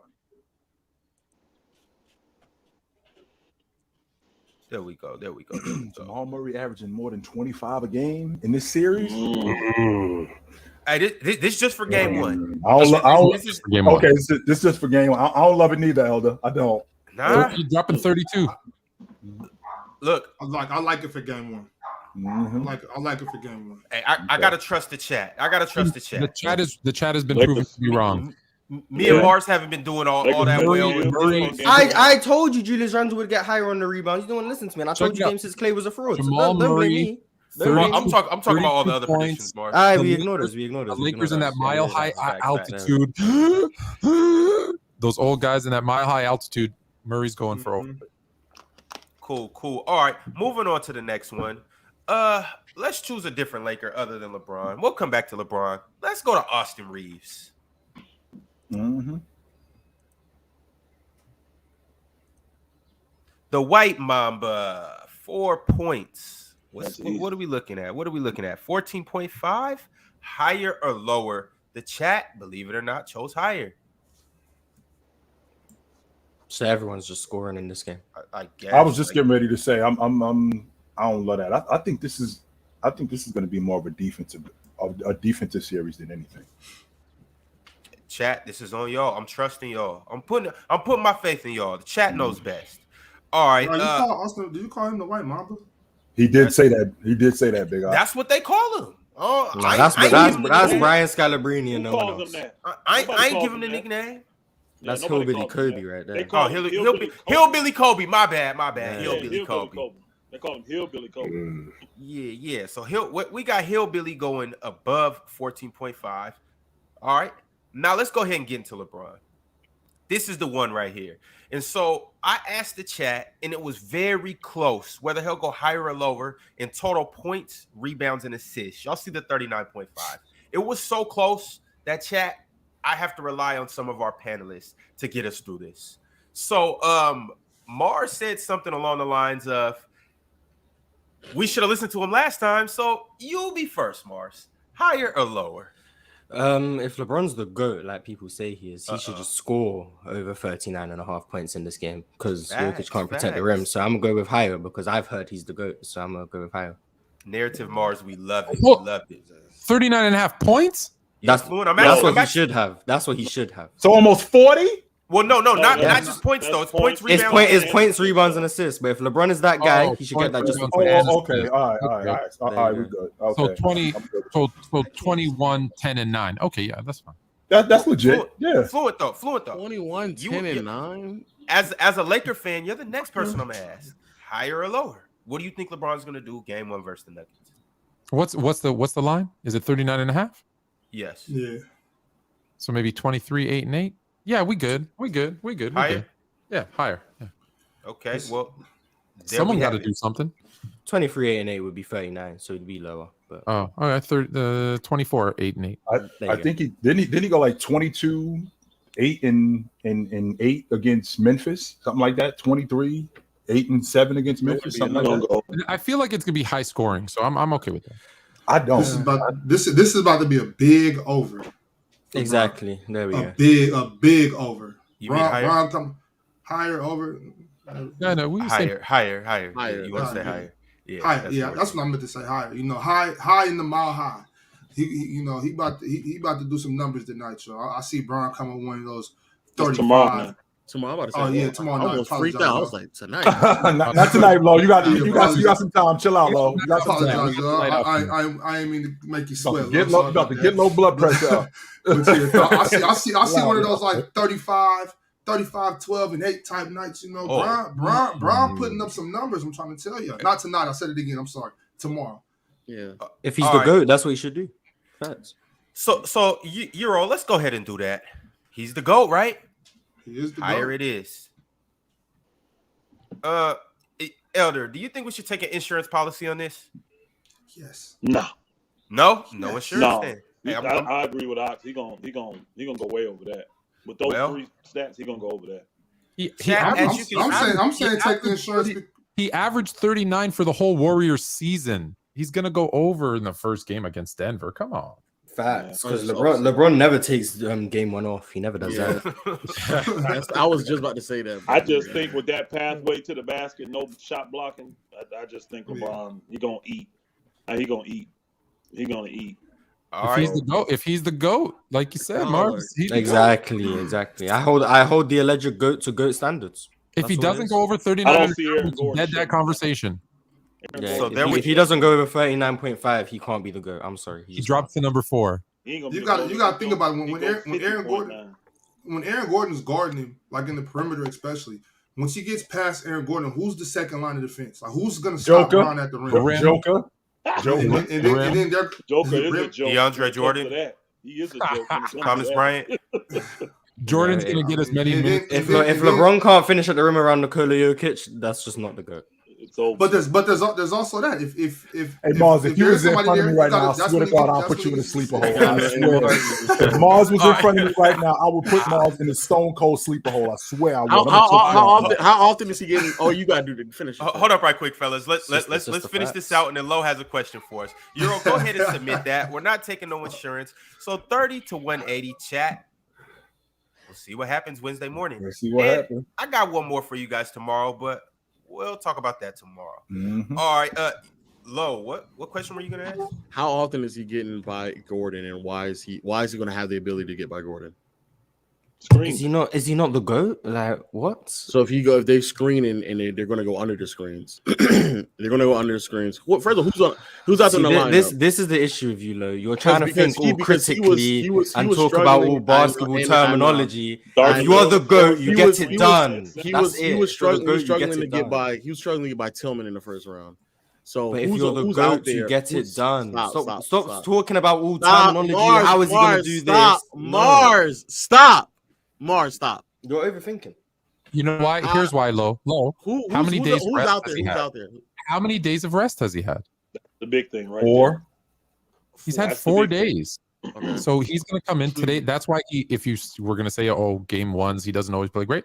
Well, he's had 4 days of rest. He'll be fine. He got his, wine bath treatment, whatever he does for his body to get it right. He'll be ready for game 1. 4 days.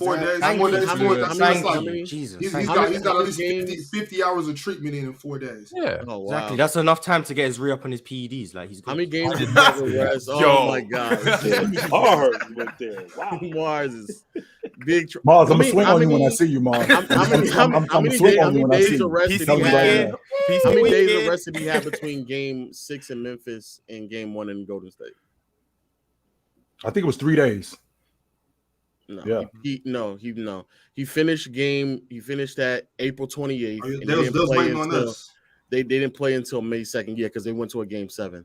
So he had 4 days. 4 or 5 days. Yeah, 4 or 5 days. He still did not play. He still did not play with. What was his numbers? You think it's possible? You think it's possible that Bron might have been resting for this? 22, 11, and 4, and he shot. That's what I think. He shot 37% from the field. That's what I think he is this playoffs. To be honest with you, 4 was the problem, right? So he was close. He was close to the 39.5. Right, 4 assists. The 4 assists would have been the problem, yes. And I mean, well, for the thing, yes, but all just talking about basketball game, now. He still was right there. He was still right there. Exactly. Because if you're the alleged stop. And so now I'm just talking about basketball now. If Aaron Gordon is defending him and Aaron Gordon is going on the screens, and also who's also on the floor, because if Vando, how many minutes is Vando playing in the series? Okay, if you want to actually talk basketball, yes. Them their pick and roll coverage, them roaming off of Vanderbilt in the corner is going to make it harder for LeBron James to get to the rim. I 100% agree. They're also going to go under the screen. They're going to go under the screen. So the roll pass to Anthony Davis is also going to be a bit tricky.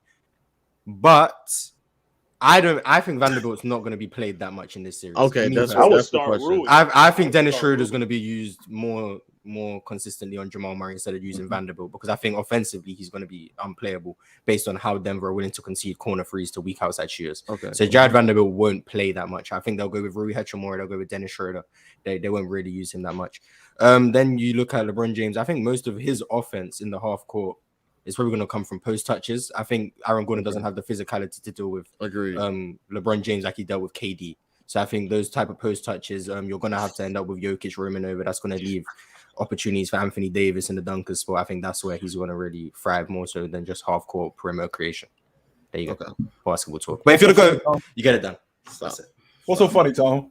I'm laughing at he said when he said as physical, and then he mentioned like KD just sped right past it. Like, that's why KD struggled in the post with Aaron Gordon, because Aaron Gordon can bump KD off his spot. So of course, it's fun. So Mars, you just mentioned that you don't think Vando's going to play in this series. In fact, I think the opposite. I think he's going to play more in this series. The reason why I think he's going to play more in this series is because I think that him with Jamal Murray being the dominant ball handler, I think that's going to be his primary defender, and he's going to do everything that he can picking him up full court, as opposed to letting Jamal Murray get going. Because Jamal Murray is the head of the attack and putting more onus offensively on Joker. Even though Joker is they go as Joker goes, but with Jamal Murray having the ball in his hands, he speeds them up. Now, if you got Vando picking him up full court, he slows them down. And when you get into a half-court game with the Lakers defensively, I like the Lakers over. As good as Denver is offensively,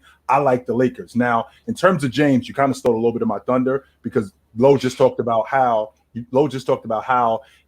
James is going to be able to score and get to the basket. Well, I think that he's going to put Aaron Gordon on the box, and I think he's going to do that often, and I think he's going to do that early and often, and I think he's going to beat him up as much as possible. Same thing he did to Andrew Wiggins, same thing he did to Tillman. And James, unlike other bigs in the league who aren't very good passing out of the double, James is really good passing out of the double. So I think you could get some action off of James. I like the Lakers in this series. I like the way they match up with Denver. I do. But how do you feel about, because you spoke about Vanderbilt defensively and Jamal, how do you feel about him on the other side of the ball offensively? Well, I'm glad you brought that up. I'm glad you brought that up, Mars. And the reason why I'm glad you brought that up is because I think it's important to speed the game up with him in the game, as opposed to when you slow it down, we can't really hide him. So if you speed the game up and you get him involved more in transition, you could get him going. And then when you get into the half court, you can involve him. You could hide him as much as possible. But I think getting him involved in transition more than anything, and rotate him and Rui early and often. But why are they getting in transit? Like, it's not like the Lakers are like an up tempo team like that. So why are they getting in? Well, how do they even get in the? This pace is good. It's a good pace, but it's not like so good to where it'll justify the minutes. Aren't they one of the best transition teams? I don't know, but I know for a fact the Nuggets are the best transition The, team. the Nuggets are the are best, the best and transition we team. do know, and I do know, Lo, just like Golden State, like we can't play fast like them the entire game. But if we could get in situations where, yeah, we could get it. If we can get in situations where we can speed the game up and get Vando involved in the game in terms of transition. Because I watched the Lakers play against Golden State where, you know, you had rebound, you had Anthony Davis rebounding and James and getting the ball to James and them speeding the game up in stretches. I think they could do the same thing with the Denver Nuggets because there's no way Anthony Davis is not going to outrun Joker. I don't think that I don't think on any level that LeBron James cannot play in transition with the Denver Nuggets. It's just about picking spots and picking areas where they're going to play in transition because they can't play fast all night. We do know that. Yeah. The only reason why I also feel like they should probably, I agree that they probably have to just not play Vando, really, because it then puts the Nuggets in a really bad situation on matchups on their side of the floor. If Vando's out there, Jokic and MPJ really don't have to play defense on many possessions. They can just roam around. They can help, and it's going to make it more difficult for LeBron, and he's going to have to try to find other players who are open outside of Vando because at that point, you're just giving them what they want. Right. If you put somebody else out there, it may have to be Rui to just also throw another body out there if necessary. But if you throw somebody else out there, then at that point, you have to play who's guarding who. Because if Gordon is guarding LeBron, who is Jokic defending? Because then if Jokic can't roam, if he's the one who's going to be on AD, and if that's the case, who is MPJ defending? So you didn't put them in those situations where it's going to be hard to match up what they're going to do. You put Vando out there, either MPJ or Jokic can just really do whatever they want to do. But that's the part where I'm not too much of a fan of. Go ahead, Big Ox.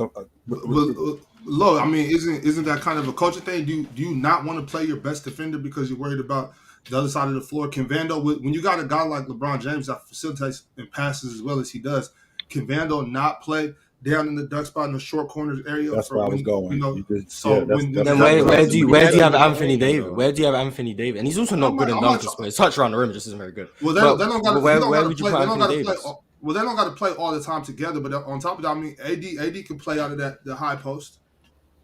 So you'd have LeBron low or mid post. You'd have AD at the elbow with a high post. The thing and then about Vando in the basketball dunk. is like you don't just set up somewhere and just. You don't like that, Moss? Because it was working.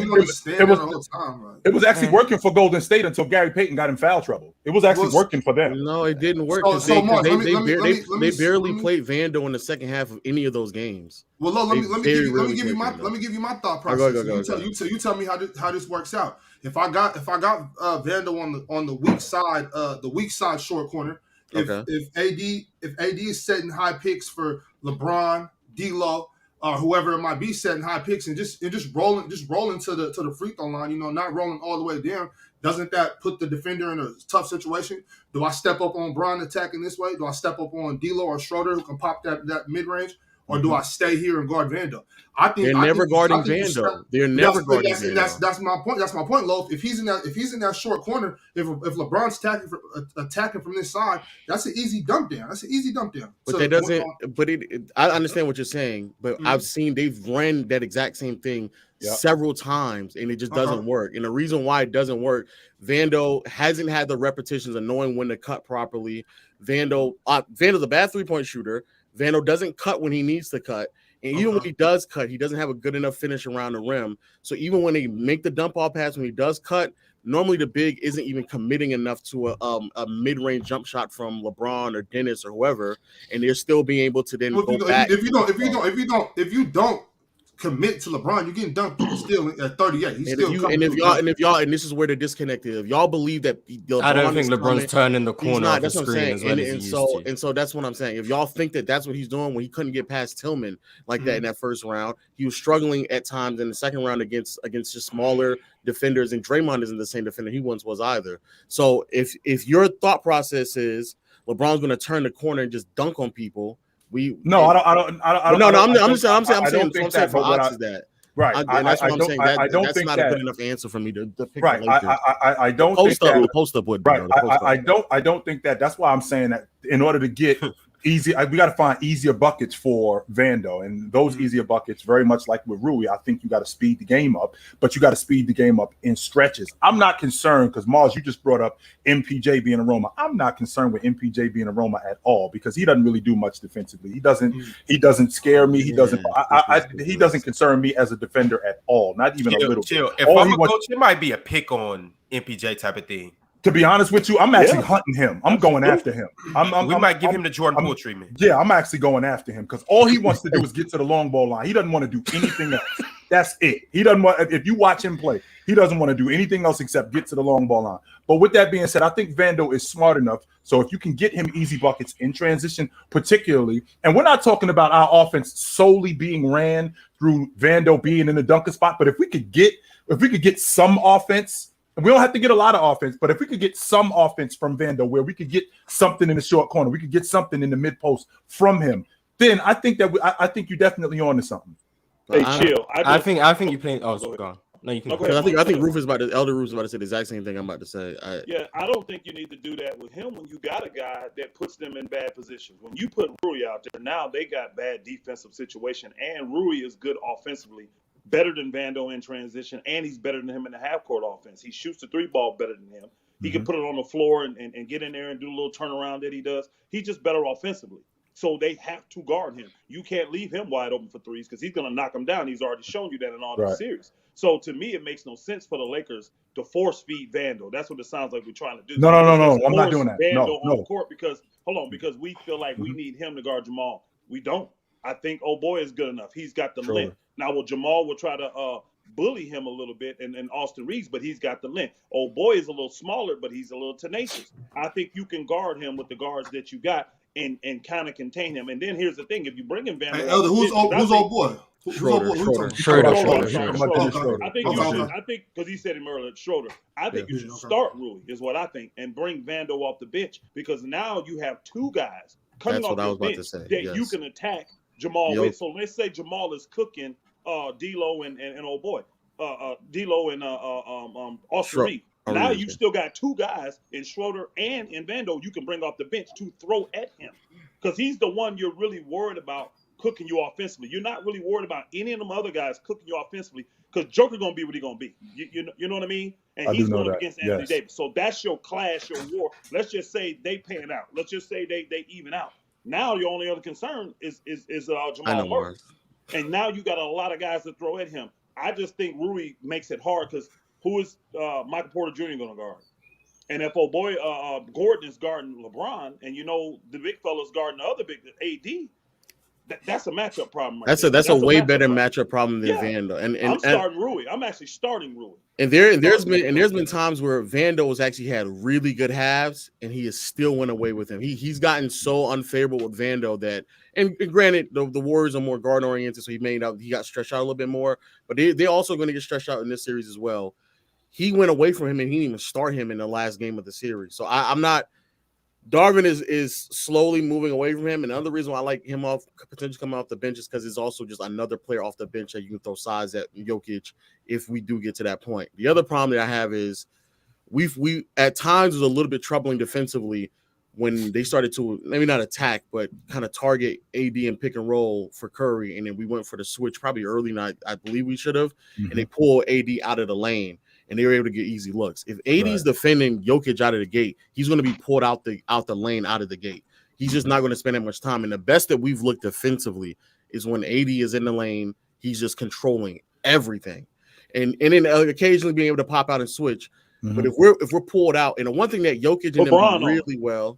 And so I've heard that as well. If you're the gun, I've heard that as well. That was going to be my next question. I was actually going to ask who guards Jokic. I got to hear this from everybody. Who do you have guard Jokic? And to be honest with you, because you just mentioned, I think Anthony Davis's offense is going to supplement that. And the reason why is because Joker hasn't really had the guard in these last 2 series. And I wouldn't be surprised, guys. I would not be surprised if you saw Tristan Thompson get some significant minutes in this series. I know that sounds nuts. I know that sounds nuts, but I would not be surprised if they got a lot of bigs they can throw at AD in this series. They still got DeAndre Jordan, even though he ain't. I'm talking about the Nuggets. They got a lot of bigs the other way. No, you're not hearing me. Low. I'm listening. Keep going, Ticket. Keep going, Ticket. He got a lot of bigs. I want you to hear what I'm saying. Oh my God. The Denver Nuggets have a lot of fouls they can throw at AD this series. They got a lot fouls. of bigs. Okay. Here's what I'm saying. Hold on. So that's better. I knew where he was going with that. That's better than AD getting caught up on one of them midgets where he just gonna pull up and shoot over top of them all night. Now I got a dude who's played with him before who understands him. AD still gonna cook him, but I got Thomas Bryant. I got DeAndre Jordan. Right. So I got fouls that I can throw at him because listen, that was to me. I'm gonna be honest with you. The first time they played in the bubble in the playoffs in the Western Conference Finals, that was the biggest problem is that they had no other real bigs around Jokic. And the Lakers had all those physical bigs that wore down and beat up on Jokic. So now the tables is kind of turned where the Lakers do got Tristan Thompson. And then, like I said, I'm with Elder, man. I ain't sold on Mo Bamba. So, but like I said, Tristan Thompson really may have to play minutes this series, especially if AD gets if they put AD on Jokic and he gets in the early foul trouble. You're going to have to turn into Tristan Thompson early in this series. So that signing may pay off to an extent because he's going to have to give you probably about 15, 16 minutes a game this series based off the fact that you ain't putting no midget on Jokic, not with his passing ability. The reason why you guys, it's really interesting because what I'm hearing is, well, the Lakers are going to have to play Tristan Thompson. Sorry, I said Kardashian.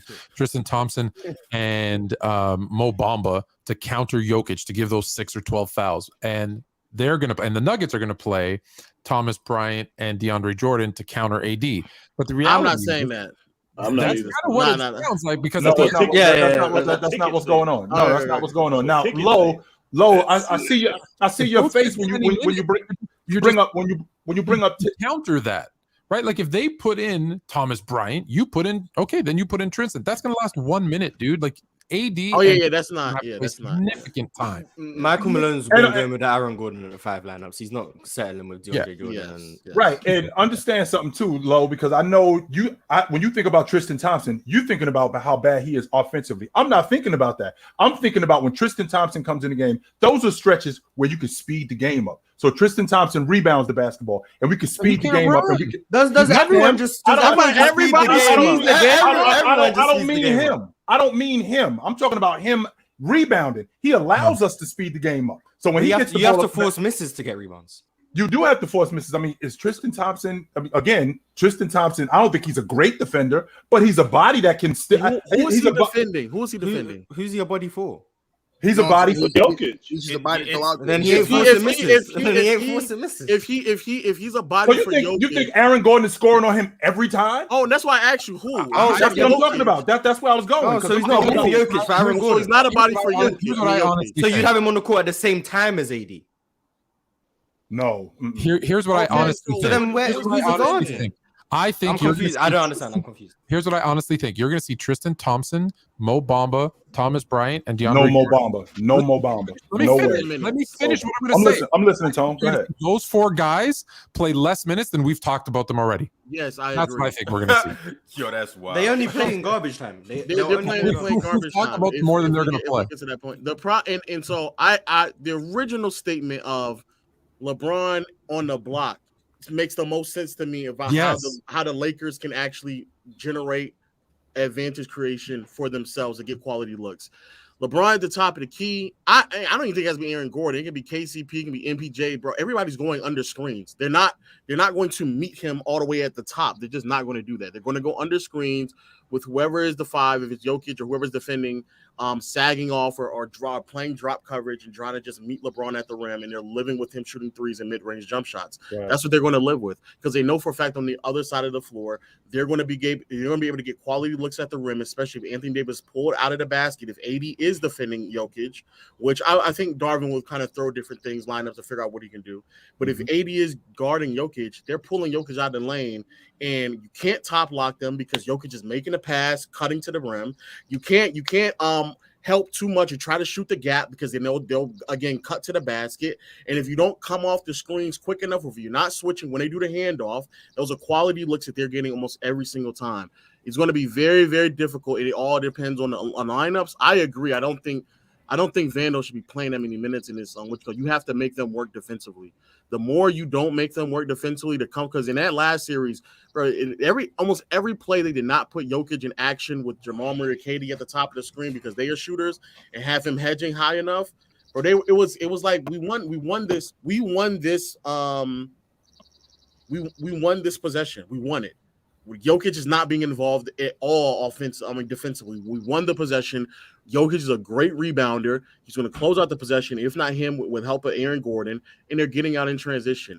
You have to make him work, and you have to make him defend. Now you may see them bite the bullet on Vando's offense if Murray is killing them, and like Chill said, like where they're going to throw Vando at him full court to try and if he's going off, you might see that. That might be a wrinkle they throw. I don't think they're going to start the series off that way, though.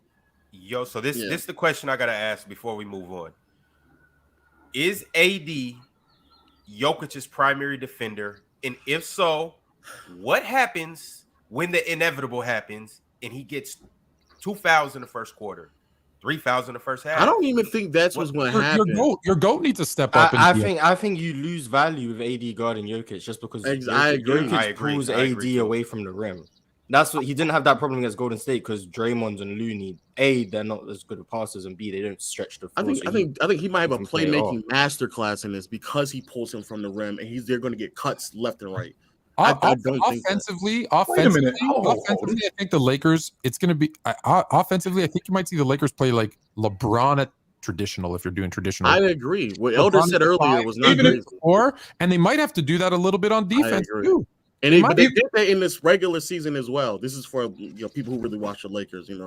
Us Laker fans, or people who really watch. Don't say us. Stop. You stop. Well, in the regular season, they did put LeBron on Jokic, and not to say that that's going to be like the plan. No, that's primary, but yeah. But they're going to have to throw different bodies. Rui, they're going to make LeBron. They're going to have to make sure they can't. It cannot be solely. Which I got no problem with that. But my issue that I'm having with Mars right now is pulling Anthony Davis away from the basket. Okay, you pull Anthony Davis away from the basket. This Laker team, in terms of perimeter defenders, so you're getting guys cut into the basket. I mean, damn, I can defend. I do know how to defend the back door. I do know how to defend straight up. Why can't? I mean, this sounds like if you pull Anthony Davis, they look a lot better defensively when AD's at the rim. They look a lot better. Absolutely, they look a lot better defensively at the rim. But damn, we're talking about pros here. I mean, I'm not just going to get beat back door all night. Who we playing? They were that's what we doing. Back door in game 5. But that's what was happening when Golden State inserted Gary Payton into the lineup and made it so that AD was playing out. That's what was happening. Golden State were living at the rim. And that's what I was gonna say. If you allow AD to be out on the perimeter, they're with Jokic's passing ability, they're gonna no matter how good you are defending your backdoor. We saw Austin Reeves struggles against motion. LeBron James isn't as mobile as he used to be. He's gonna struggle against that type of motion. Like that type of offense without AD being there as a backstop. I mean, it's gonna be so my big man. So how do you counter that? How do you counter that offensively? That's the point. You have AD on Aaron Gordon. That's how you put AD on Aaron Gordon. Right, and Aaron Gordon, who can hit a mid-range jump shot, who is a threat to hit a mid-range jump shot. You live with it. You live with that. So you're basically going to play Aaron Gordon like you played Draymond. That's what you're going to do? Borderline, yes. Yeah, pretty much. So you're going to play him like you played Draymond. And you're going to and Anthony Davis is going to sit in the paint. Borderline, yes. The best bet you have is if you guys remember how Philly defended Jokic with PJ Tucker and Embiid roaming. Yes. That's the best bet the Lakers have with AD roaming and a bigger body. So I don't want to hear word when Joker goes 37, 15, and 12 that he kicked AD's ass. I don't want to hear that. None of y'all. I watch the games. I watch the games. But again, to be fair though, what I heard during the regular season when they made that adjustment, it acted as if like Jokic was not just destroying Embiid in that first half. That's what happened. What actually happened was when it switched, Embiid was no longer defending him because Jokic was destroying Embiid. But long story short, Yes, I don't. I mean, obviously, that's not. I don't think it's gonna happen. But the problem with him with Jokic, and I know people are like, oh, you're talking about Jokic. The problem with Jokic is that he puts your team in such a crazy situation because when if LeBron is defending him, as much as my goodness, but I was seeing Triple J get off of LeBron in post some situations. So this is another reason why I think that Vandal has to come off the bench so you can have another big. So we're not saying, oh, who's coming off my bench? Oh, Tristan Thompson, come on in. Like, no. It has to be another legitimate big coming off the bench because you need as many fresh bodies as possible to either be on Jokic or roam around and just have size on him. Because even when he misses, he's going to be out rebounding everybody as well. So it's going to be a tough matchup. I'm the most sound thing I've heard was LeBron in the post. This series is going to be a chess match. That's all I know. It's going to be a chess match. I'm extremely looking forward to it. I like to know who y'all got. We'll get there. We will get to predictions. Hold on. Everybody just hold your horses. We'll get the predictions. I do got to jump into these super chats. And we must talk. We talked about the Sixers. We talked about everything. But we haven't talked about Jason Tatum in the Celtics. We got to talk about him because last game we drug him through the mud. But I got super chats. And don't say we. Don't say we. Yeah, that was dumb calling. Why not? Yeah. Whoa, you said he sucked. But I said Philly. But that's what I said. Keep going, Tone. Don't stop there. But that's all I remember. Of course, that's all you remember. Of course. And we'll jog his memory. Chill. We'll get to it. You're still rolling with him. You did say that. TK said, if you did one shot to save your life, which 5 all-time players would you choose? I want to hear one from everybody. Got one shot. Life's on the line. Guard it like in a game or just open? One shot to save your life. Do they know it's to save my life? Yes. Absolutely. So that gets Steph Curry off the table. Hodges. That gets Steph Curry off the table. Ray Allen. Who you got, Elder? Bird. Low? Reggie. I'll take Reggie. Just think about who saved LeBron's legacy. Just you know what, Ron? I gotta be this. I'm changing my answer from Craig Hodges because it didn't say from where. So I'm taking DeAndre Jordan, highest field goal percentage in the league. DJ might actually. I don't even know if that's a guarantee. I was about to say, I don't know about that because they might foul him. Chris Paul. Remember when Chris Paul? Yeah, Chris Paul was pointing up to him like, shoot the ball, shoot it. It's warm up. Okay, so that was my question. That was my question because you didn't really clarify, Ron. Are we talking about like in the That's game? just what the question asked. I'm gonna let you clarify. I can't add That's no why I made up context my own on rules. Super Chat. DeAndre Jordan warm up line dunk. I got him. I'm alive. 5 players. Bird. No, just one, but I guess. Yeah. I mean, everyone said I think we said Bird, Ray, Ray, Reggie. I'll take T-Mac. Give me T-Mac. T-Mac. You're crazy. You're Hey, dead. man, If you tell him the shots to get out of the first round, you know he's missing. Maybe Steve Kerr. What's your life, boy? John Paxson. I'm rocking with Max. Anyone who saved Jordan's legacy? You got somebody That's what said Steve Kerr. Facts. Ask me again. Shot to save your life. Who are you picking? Oh shit! Didn't say NBA player. I'm taking myself, bro. Right now in the league. Right now in the league or all time? All time. It said all time. It said all time. Oh, I'm taking Michael Jeffrey Jordan. I was about to say. Hey, nobody said Jordan. I don't trust him to save my life. I'm taking Jordan or Bean. One or the other. Yeah. Only if Jordan's got money on it. If he's got money on it, I'm taking Jordan. I'm taking Jordan or Bean Bryant. That's it. All right, fellas, moving along. NBA Lanny said, I'm going to need tickets in a tight Zoom, and I need to hear a formal apology. Not the one he gave, but a formal apology to cockeyed Joe Mazzulla in the Boston Celtics. We got him in that Zoom. We got his ass. We got him. What is he getting an apology for? Because you said he wasn't going to give it a coach. Yeah. Hold on. Kendrick Perkins went on national TV the day before and said you need to put Robert Williams in the starting lineup. That's what he did. So I'm giving cockeyed praise for following Kendrick Perkins' advice. The hell out of here, man. Like I said. Oh my God. That's a crazy sound. I'll apologize when he can look at me straight with both eyes. Wow. That ain't cool, man. That's All right. crazy. And there you have it. Moving along. Your helmet's dangerous. Mr. Oh, Rudy man. Poo said, not true, Ox. Philly chose Bum Simmons plus Brett Brown over Jimmy. They wanted to control Jimmy. But Bucket said, F that, I'm leaving. Loser organization. Same thing. I don't care how it happened. If you messed up the Jimmy Butler situation, then that's where you lost me. I don't care. Now I might not have got the particulars all together. I'm not in that organization. I don't got insiders like Fluent and Ticket and Low, and I don't got them insiders. I'm just going off what I see. Low, I'm seeing you, Low.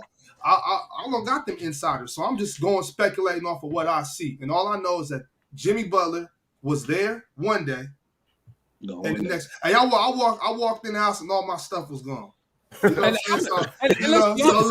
so they messed it up. That's all I got. That's all I know. Let's be honest, Bob. They lost in Game 7 on the luckiest 10 bounce shot prayer ever. You see that boy flick his wrist? When you flick your wrist like that ain't luck, baby. That's 100%. You run that back. Regardless, they lost on the last second shot. That was a travel. In overtime, too. Don't leave that part out. In overtime. No, I don't think that was regulation. No, they were gunning on overtime. I think it was the end of regulation. It would have gone to overtime if he missed. Yeah, that's a good point. You run that back. I don't know why. You run that back. Absolutely. Especially the guy that did that to you is not going to be there. Not going to be there next year. Yeah, you run that back, bro. Run that back. All right, y'all. Moving along. Sports PSP said, no surprise the 76ers lost. What type of James Harden are we going to get? Doc Rivers as well. 4 people getting the last laugh. Jimmy Butler, Brett Brown, Jokic, and Ben Simmons. I don't know about Ben Simmons. Did you see that Ben Simmons? Brett Brown wasn't a very good coach. I'm not gonna lie. Did you see that Ben Simmons post? What did he say? Yeah, he posted a picture of his condo house, whatever, with the score. He's watching the game in the background and just where he posted that? Whoa, where he put IG? It's on Twitter. I'll send it to you. Oh man, bro, it's hilarious. The fact that he robbed the NBA of so much money and then posted that, I think is hilarious. Here it is. I think that's what this generation do. He was just showing love. He's just showing that he watches the NBA. That's what I think he was advertising the smart water and the wine right there. Yeah, he was advertising. He was doing that. I do think he was doing that. Is he not supposed to be watching basketball, y'all? He's showing love. That's what he's doing. He's doing his homework. That's it. He didn't post any other pictures. Just when, and it was the score. Just so you know, it was the score when they were down 30. That's what was just a coincidental time. Oh, coincidence. Okay, yeah. Wow, they were getting 30 watt. It's the only shot he hit all season. Fire. Wells said Embiid did start with himself. Y'all didn't watch the whole thing. He was saying everyone got to get better, but first said blame it all on me. He should have left it there. He should have left it at that. Yep, I agree. Just leave it there. Just say that. Yeah, unlucky Embiid. You know what he should have said? I'm the MVP. I'm the leader of this team. It starts and ends with me. It's on me. That's it. Let's just say that. I really love that dude. David Mujinaya, right, Mars? He said, that's his name, Virginia. Can we agree AI over Harden now? Man, what's up with that disrespect? What's up with that disrespect, y'all? Y'all disrespected me so much when I was telling y'all about that. What about Pete John Wall? Hold on. You said no. You still facts, think Pete Harden's better than AI? Facts. No. You still think Harden's better than AI? Because if this was an elite level defensive unit, they actually would have won this series. But hold on, I'm gonna say it again. You still think Harden is better than AI? Yes, I still think that's disgusting, bro. Yes. You guys are y'all. You dudes. I was already anticipating Harden to do this anyway. So that wasn't in my mind at all. The legends in the game, and Harden is also a legend. You can't show me a series where AI had a series like what Harden just had, bro. You can't where he won 2 games by himself. You can't show me multiple series like that. Yeah, I can show you some series where he won 2 games by himself. And Cave multiple series. And then he won 2 games by himself. No, that's only half the story, Mars. And caved. That's the story I was being told for the first hour. No. 1, 2 games by himself. You only taking part of the story. We're talking about the story series in its entirety. That's what we're talking about. The story I was told was that he gave 2 virtuosos and won his team 2 games. That's the story I was told. So I'm going with that story. Can I show you series where Harden, and this, mind you, this is not even prime Harden, 22, 8 and 6, shooting 42, 34, and 88, and blew a 3-2 lead. Is that what you're saying? No. He never folded like Harden just folded, bro. He never folded like that. Bro. I don't remember any series where AI made 2 game winners in a series. Cut it out, bro. I don't know. Here's the thing. Here's the thing that make y'all more disgusting. Look at all the help that James Harden has had, bro. We talking about MVPs. How many MVPs this guy played with? 3. Well, today, this one should not be an MVP. This one should not be an MVP. I'm gonna say this again. Hold on. It is. I know, but he's Russ, Russ, KD. Yeah, Russ, KD, and Embiid. Russ played with what you call it? Embiid. Also played with man. Come on, bro. Y'all stop this foolishness, man. This dude is disgusting, bro.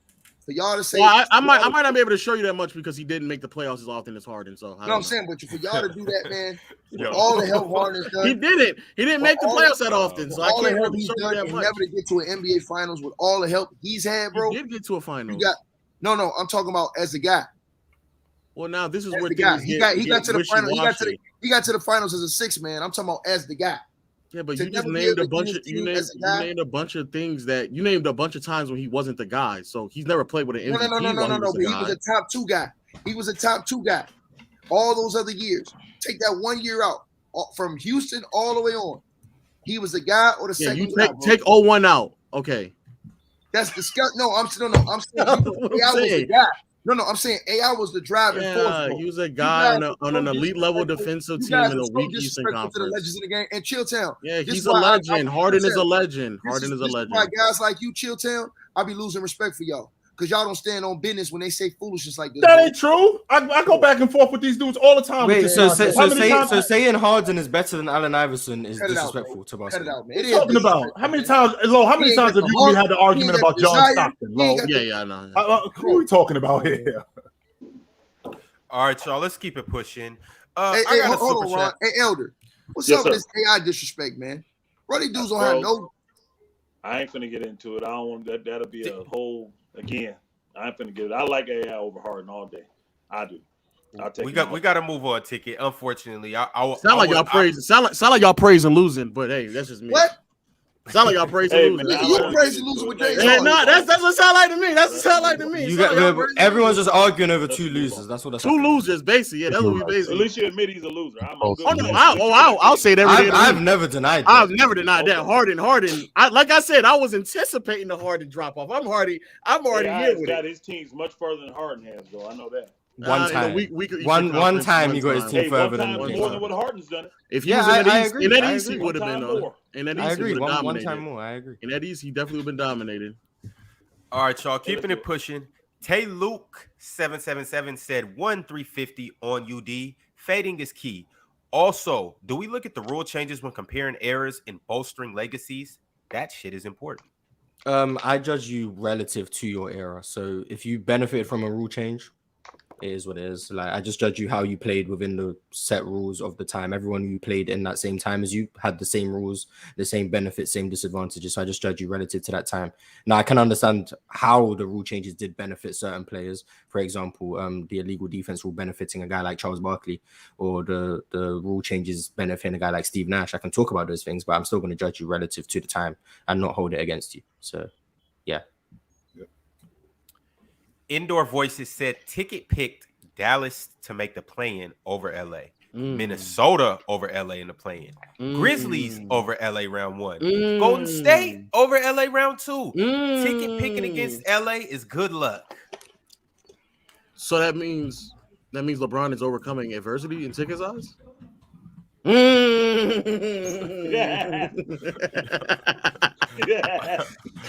Oh man, that's tough, boy. That's tough, boy. That's tough. All right, keep it pushing. Chris Smith said, "My Lakers are 19-4 all time in Western Conference Finals. Who on the panel besides Fluent has us winning?" You use it all time. That's kind of crazy. Which Western Conference Finals did they lose? The Lakers. Mm-hmm. They lost in '86 to the Rockets. Yeah, I remember that because that was Hakeem and Ralph Sampson. Yep. When did they lose to the Spurs in the conference finals in 03? They got swept in '98 by Utah. Mm-hmm. Yeah. That's it. No, he said 4. They lost 4, so I'm assuming. So the Western Conference Championship. So let's see here. In the '80s, they lost to the Rockets. In '86, yeah, I'll find it out. 03 against San Antonio. They lost to Houston in '81. That was first round. That was first round. I'm sorry. Let's see. 83. 64 when they lost to Wilt. I don't know if that was the conference finals, but I'm assuming they lost to Wilt in 64. They lost in 77 in the conference finals. They lost to the Blazers in the conference finals. Mhm. They did. And they lost in 71 to the conference finals. They lost to Milwaukee Bucks. Yeah. Hey, you know another one that should have lost, though. You think they should have lost 2002? Well, in 2020? No, I think we should have won that one though. We should have won 2020. No, I'm gonna stay out of this one, y'all. Well, if you tell Stojakovic to make shots, I mean, yeah, airball and wide open corner free. Airball and wide open corners for Stojakovic. From a shooter like that. And Doug Christie to grow a pair. And you know, so I was ironic when Kevin Huerter came in the arena with a Stojakovic jersey. I was like, "Yep, he gonna shoot like Stojakovic too." that's ironic right there. Yeah, irony. That's tough. Disrespecting Pedro Stojakovic. Crazy. Hey, I mean, I expect you to at least hit the rim. Like maybe that's me. Maybe you know that's what's so crazy, Alex? If y'all would have won, I would have worn my C-Web jersey and everything, man. But man, it's tough, boy. It's tough, man. Collecting more dust on that jersey. More dust. Man Lim said Embiid don't operate from the post because he's scared to get doubled with his back to the basket because he can't play make from the block. That's true. Yes, that's what we've been saying. That's the flaws. And I don't understand that. Well, I can't say I don't understand it because again, like Lo mentioned, and I concur. He don't play on the box enough. So because he doesn't play on the box enough, he doesn't know how to play against the double team on the box. That's why when he gets doubled, he looks like a deer in headlights because he doesn't play on the block a lot. That's why it didn't bother. It's not a cop-out. That's why I didn't bother Jabbar. That's why I didn't bother Olajuwon. That's why I didn't bother Shaq, because these guys play on the box. So they know when the double team is coming. They know. Yeah, no, go ahead. They know when the double team. They know when the double team is coming, and they're not afraid to play when the double team is coming. Whether it's to score, whether it's to find the open man, whether it's to split the double team and score, they're prepared to play with the double team. Embiid, when he sees the double team, he immediately retreats, and you find him 16 feet away from the basket, and now he's looking more for people as opposed to being more effective on the box, and that's because he doesn't play on the block. So what I'm saying is the super chat. If I don't want to misquote it, but I thought it said that he doesn't play on the block because he's afraid to get doubled because he can't pass out from the block, right? Yeah. So does that mean that he's at least a decent playmaker from outside, like on the wing and stuff? It's easier for him when you're in the middle of the floor. You can process where the defense is coming from. So let me say this. I feel like that's a cop out because he has impeccable footwork.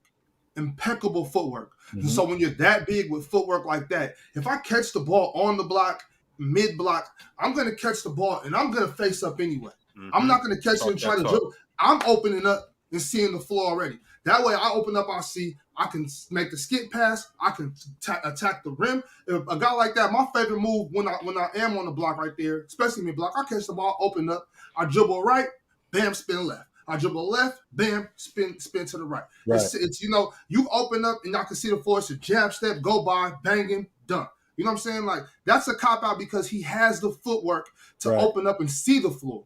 Right. So to not like that's all I'm saying. Like, but he don't have the reps though, and that's what me and Mars was trying to say earlier. He don't got the reps. He's 30-some years old. So flip that. So that's what I was about to say, Big Ox. So flip that statement around. The idea that he's scared to play he doesn't play on a block because he's scared to get double teamed. Actually, flip that around.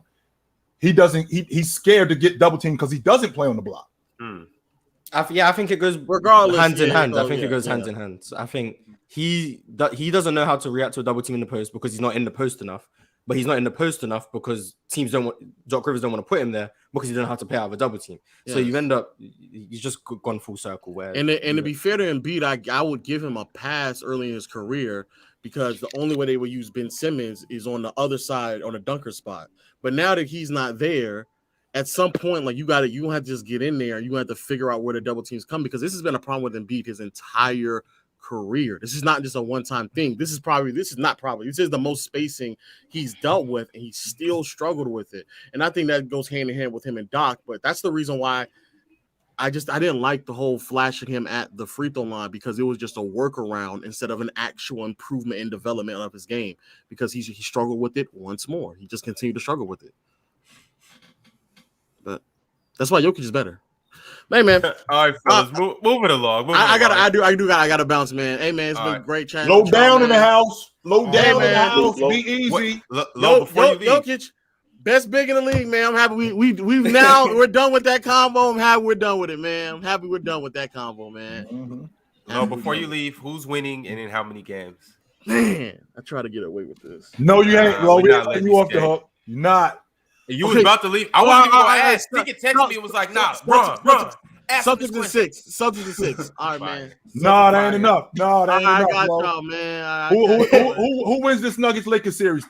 Low. Who wins it? Oh man, this is a tough one. This is a real tough one.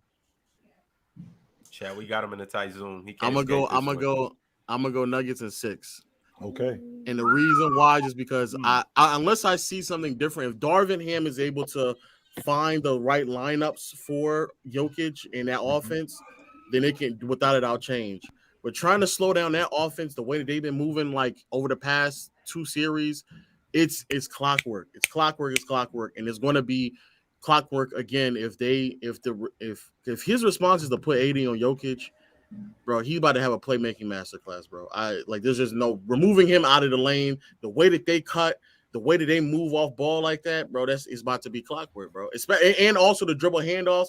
If he pulls a dribble handoffs and there's no switching, trying to believe that Schroeder and company are going to be able to get over those big screens that he sets, and he's going to leave out just 80 to drive if he's not able to switch.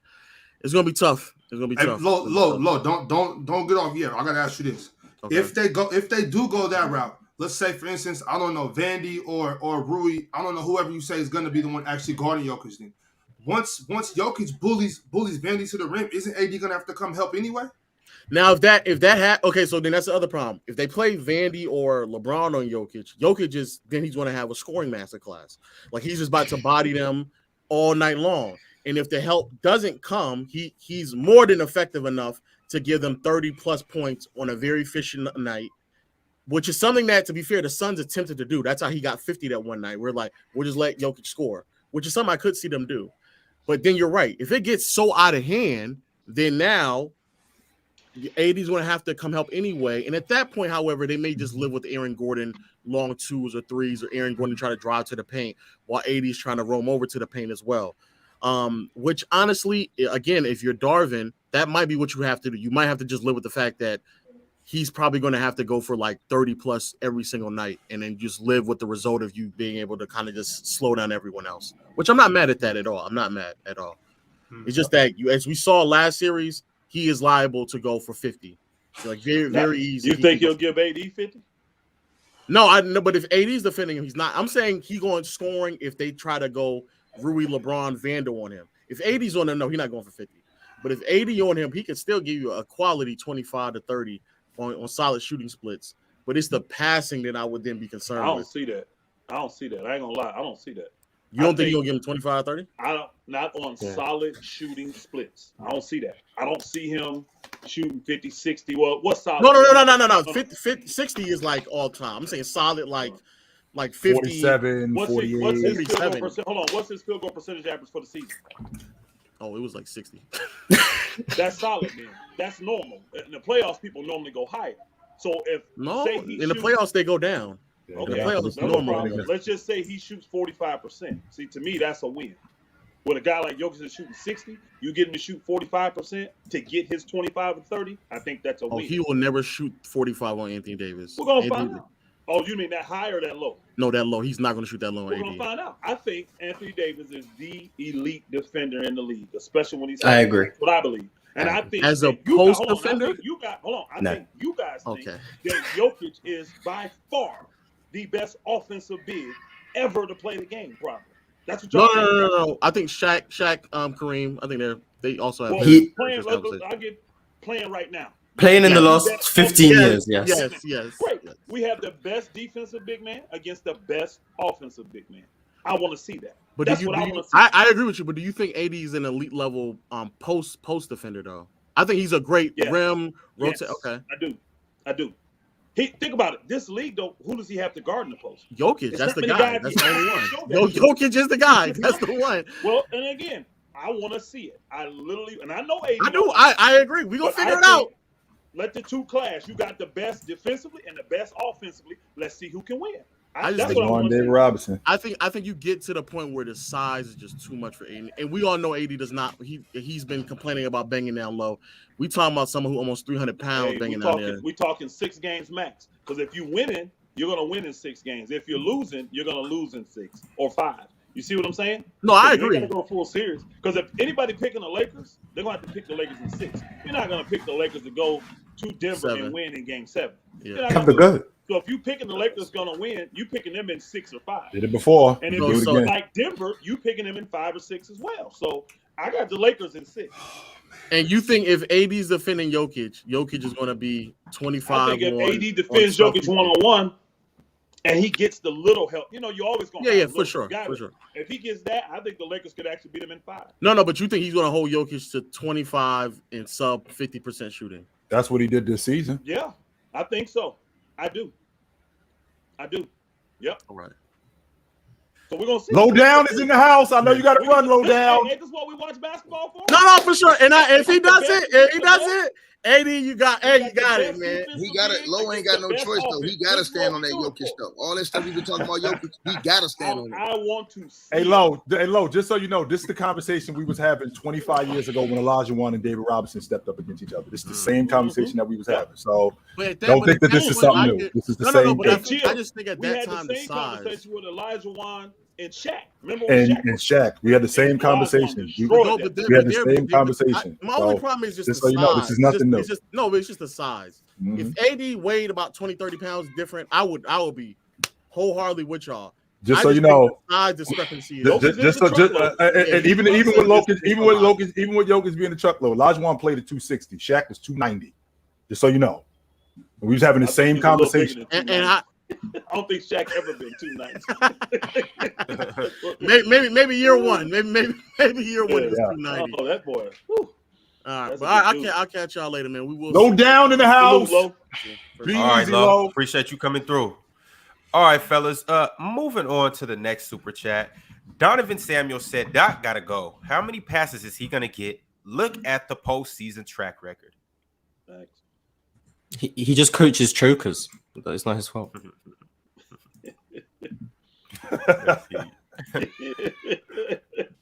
Drink more water. You guys got your water? James Harden didn't score in the fourth quarter. In games 5 through 7, 0-6 overall in 3 fourth quarters. Embiid averages 22, 11, and 2 in elimination games when they're 3-9. On 39, 25, and 77 shooting splits. James Harden not scoring in the fourth quarter of Game 7 doesn't bother me. They were down 600 points. Him scoring in that fourth quarter, I mean, man, I don't really care. Game 5 and 6, sure. I agree. So that's that fourth quarter stat for Game 7. Him not scoring in the fourth, I don't really care. I do got a problem with Game 6 and Game 5, though. I do have 100%. Yes, I do. You don't have a problem for you don't have more of a problem for the fake ass MVP you've been running around here cheering for. No, I didn't say that. I did not say that. I'm asking you. Who do you hold the most? Okay, but before we go any further in this conversation, Ticket. No, I'm saying, who do you hold the most accountable? When we talked about the Philadelphia 76ers, who do you hold the most accountable? How far did I say that they were going to go? Who do you hold the most accountable? Once again, how far did I say they were going to go? Dancing around the question. Do you remember it? Do you remember it? As far as Embiid takes them, One more time, Mars, for the people in the cheap seat. You said the 76ers go as far as Joel Embiid takes them. There you go. So that would mean he holds Joel Embiid the most accountable. You the one been You the one been backing him all season. He just said he holds him the most accountable. He just said yes, I have. I gotta apologize. I was wrong. I did not believe in the Boston Celtics. I have zero idea why I believed in Philly because I told people I don't believe in Embiid. I don't believe in Harden. I definitely don't believe in Doc Rivers. But I just didn't believe in Boston. So that's why I picked Philly to make it to the Eastern Conference Final. I was wrong though. I was at the front. I was at the front of the line with Embiid. I was that dude at the front of the line with Embiid. They're gonna go as far as he takes them. That was me. I want to talk about it. When Big Ox was calling him a bum, me and Big Ox was going back and forth. I'm like, you wow, man. This team is gonna go as far as this big guy takes them, and I was wrong. But they did. They just didn't go very far. Well, it's not, and that's one thing. Obviously, I'm always super critical of Joel Embiid, but James Harden for the love that James Harden gets, and I'm telling you, due to my criticism of James Harden, I've been called everything but a child of God. Mm-hmm. I mean, people kill me about my criticism. My criticism. It's not fake. It's not false. Yo, it's not. I'm talking about. I get DMs on Instagram. I'm talking about him being a child of God. People want to curse me out on Instagram and in the comments just because of my criticism of James Harden. I made a list of a bunch of guys I would take over James Harden, and he just yet again proves what I've been saying. And you know, I don't want to see. I'm not praying for nobody's downfall, but at the same time, like I just know you. That's every all. single time. I just know you. That's all it is. It's more than anything. The one thing that I can count on is you being you. I could count on that. That's it. I could count on that. That's a fact. That's a fact. All right, we got more Joel Embiid super chats. Anastius said Embiid, quote unquote, I've never won anything, so why is there pressure on me to do something? End of quote. He didn't say that. Quote from no, Embiid he did not say for that. the end of the season. He said that when he was talking about Jokic during the season. He said that. He said, why y'all criticizing me? I ain't never won nothing. Why is there pressure on me to win when I ain't never won nothing? You're the franchise player. Wait, hold on. Is that about winning games, or is that about winning the MVP or something? He said he was talking about how Jokic didn't win nothing as far as winning, as far as championships or nothing. And they asked, did he have championship expectations? And that buffoon sat up there and said, because he was trying to take a shot at Jokic, saying, well, damn, they putting all these expectations on me. How you gonna shit? Y'all ain't putting expectations on the dude, you know what I'm saying, who don't won 2 MVPs already, and y'all about to give a third one. So now he tried to say he don't have expectations because he hadn't won an MVP. That's pitiful. Yeah, that sounds like a deflection. No. Like, we can't hold you to those same standards that we hold Joker to, even though you're playing at the same level that he's playing at. We can't hold you to that. We can't hold you to those expectations. Even though there's a wide margin of people, there's a large amount of people in the league, not just in the league, but in the NBA, who think you just as good as this dude, but we can't hold you to those same expectations. That's called deflection. No. They don't think that no more. Lonnie Williams said, imagine letting Kendrick Perkins down like that.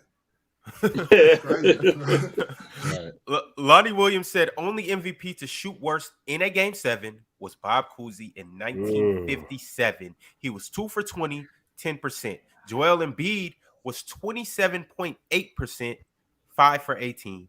Yeah. Shout out to Bob Cousy, man. Shout out to Bob Cousy.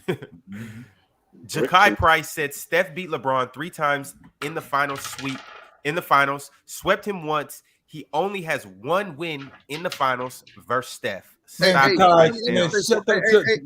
chill. Facts. He's spitting right now. While Ron said that, I just want to touch this real quick, Ron, because you tried to jump Elder. Y'all tried to get Elder early, and I got my brother back. About y'all what? dudes are sad because when Elder told y'all that Joe King was responsible for what was going on over there with the Lakers rosters, y'all tried to jump Elder and say, "Oh, you're trying to make a team." No. What he spoke was facts. Y'all set up here. Y'all criticize. It's not. It's not. Hold on, bro. Hold on. Y'all criticized Rob Pelinka, and y'all made it seem like it was Rob Pelinka putting those rosters together when we know he was well influenced by LeBron James and AD to get up championships they had to go get Russell Westbrook, which ruined that team. Russell Westbrook. Forced them to go get minimal guys because they had no more money. That's true. Russell Westbrook. Even in that aspect, yes, 100%. But we can't leave out the fact that Rob Pelinka said, "quote We made a mistake letting Alex Caruso walk." James loved it. James, I ain't done. He said, "What's the reason?" He said he made a mistake letting him walk. Plus, James loved Malik Monk. But James that's what didn't like Elder Malik said. Monk. Hold on, but He loved Malik Monk. And the fact that they let him walk out the front door, they have nothing to do with James. Hold on, nothing. Hold on. Yes, it did. No, it didn't. No, it didn't. It was a money situation. No, it wasn't. It was a money situation. That's why they went up to Sacramento and he signed that $19 million deal. Yes, it was. That's not true, Chilltown. Stop that. Malik Monk was willing to take the same salary that old boy got right now, Walker. He was willing to take Lonnie Walker? Yes, he was going to take that mid-level, that mid-level. He was going to take that for the Lakers. They chose to go with Lonnie Walker. Who's Lonnie Walker signed with? Who's his agent? Keep cooking him, Elder. Stop, bro. That's the fact. No. This is nonsense. No, this is nonsense. To take the mid-level to. So if he was willing to take the mid-level, are you telling me that they didn't offer him that? They just let him walk out the front door? No, they did not. So why does he go to Sacramento for 4 times the money? The reason why he went to Sacramento for 4 times the money, because that's what they offered him. That's why. That's not true. No. I'm so sick of this logic that everything is James's fault. I'm tired of that. He's not making 4 times the money. He's not even making double the money. He signed a $19 million deal in Sacramento. $19 million. Do the math. That's less than 10 a year. He would have been making 6.5 in Lonnie Walker's spot. Lonnie Walker making 6.5. Lonnie Walker signed. If I'm not mistaken, I believe Lonnie Walker signed for like $4.5 million, something like that. No, you're wrong. He signed for 6.5. He's in the mid-level, or 6.3, 6.2, 6 something. And Monk wanted that. Monk would have took that slot. The Lakers never offered it to him, and they gave it to Lonnie Walker. I'm not denying. And that was because your logic is that was because of James. James said this guy is on. James is at whatever agency that is. What is that agency called again? Clutch. So James is at James is at Clutch, and Lonnie Walker is at Clutch. So get this guy over here. Even though James loved Malik Monk and wanted him on the crew, but this dude is James. Hold on, that doesn't make any sense, none whatsoever. Says a lot of things publicly. Okay, here's the key. What has Bron said bad about Westbrook publicly? Everything he's ever said about Westbrook is, we love him. He do your thing, true. Blah blah blah. But what was he doing behind the scenes? Get rid of this dude. Get the roster balance. He's saying it now. He's a politician. He's never gonna bash the guys publicly. Elder, I'm not praise him. I'm not denying the fact that Bron is telling them, I want this guy, I want that guy. What I'm saying is that's not his job. So if Rob Pelinka is allowing this man to do his job, that's Rob Pelinka's fault. If I go to work and I know I got these projects to do, and I tell my colleague, hey, bro, handle this for me. If he messes it up, that's my responsibility. Rob Pelinka's letting the players be the GMs. That's Rob Pelinka's fault. Rob Pelinka needs to grow up here and tell him that's not what we doing. Ox, you know that. Rob Pelinka doesn't have the power to do that when you got a guy right in Jeannie Buss's ear. Actually, you got 2 guys right in Jeannie Buss's ear. Because old boy. Well, Rob Pelinka need to go home then. He need to tell him, look, y'all not gonna let me do my job. I'm not gonna do this. Y'all not gonna let me do my job. And I always gotta take the backlash from the media. Everybody talking about Rob Pelinka this, Rob Pelinka that. If I can't do my job, I'm not gonna take this. Ticket so nasty. Ticket is nasty, man. I'm not gonna take this criticism. It's not that don't even make no sense. That makes zero logical sense. This shit is nasty, yo. No, I don't hate facts. No, I love that. Y'all love the blame. Y'all love to blame LeBron. That's all you do. That's all this is. The LeBron propaganda. That's all this is. It's not propaganda. Kill town. Y'all blame Rob. Y'all blame LeBron. Everything. Y'all blame him for the tornadoes, everything. Bob, you gotta let the man get out the rest of his sentence for y'all cut him off, because y'all get mad at me when I cut y'all off. Now I'm gonna say this to Chill Town, bro. He you know, I know, and everybody else listening to this channel know, LeBron James has a lot of influence in the NBA. So when he pushed them to go get Russell Westbrook, it is true you gave up the last bit of assets you had on a championship team to go get Russ. This stuff was reported. That's not in his job description. Hold on, Bob. Please hold on one second. That's irrelevant. Please hold on one second. And then you got AD. So you telling me? Hold on, Bob. Then you got AD, who's on the record when he came to LA and said the thing I love about the Lakers organization is that Rob Pelinka we go over every single roster move that is made before the final decision made. AD's on Bleacher Report in the report saying that, and I quote, I'm not lying. You can go look this up. Said it publicly. So look, and Pelinka said it publicly. So and then I want to say this to you, right?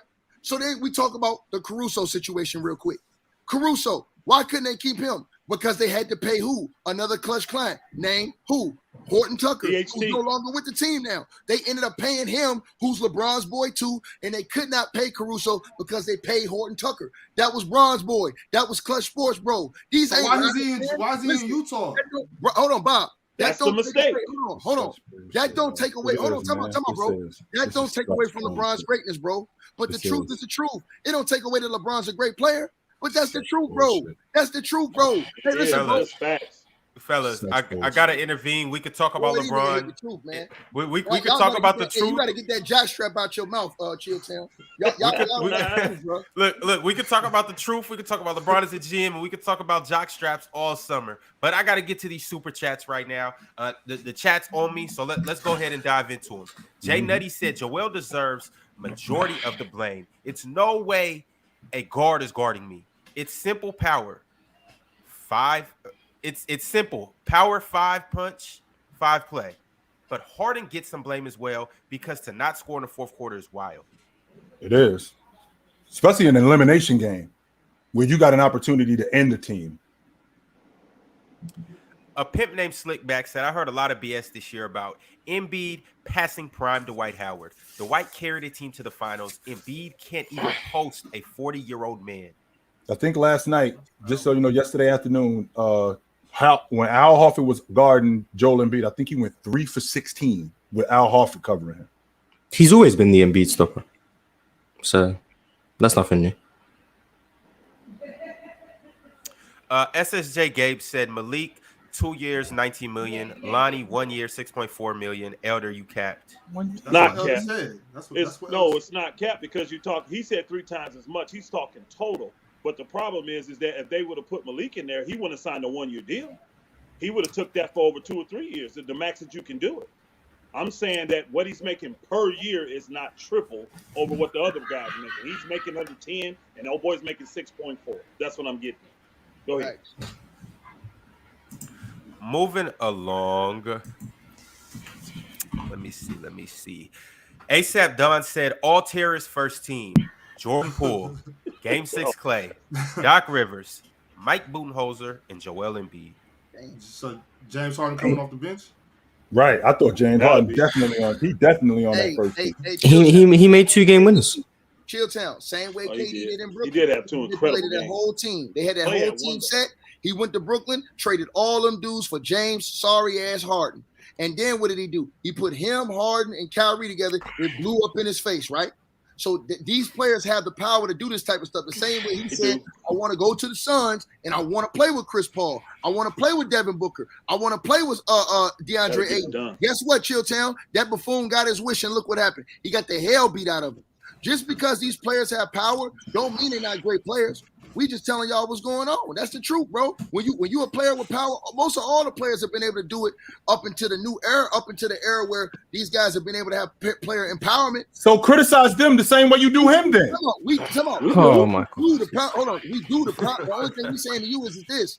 They not running around calling themselves the GOAT or the king and all this other stuff. That's the only reason why.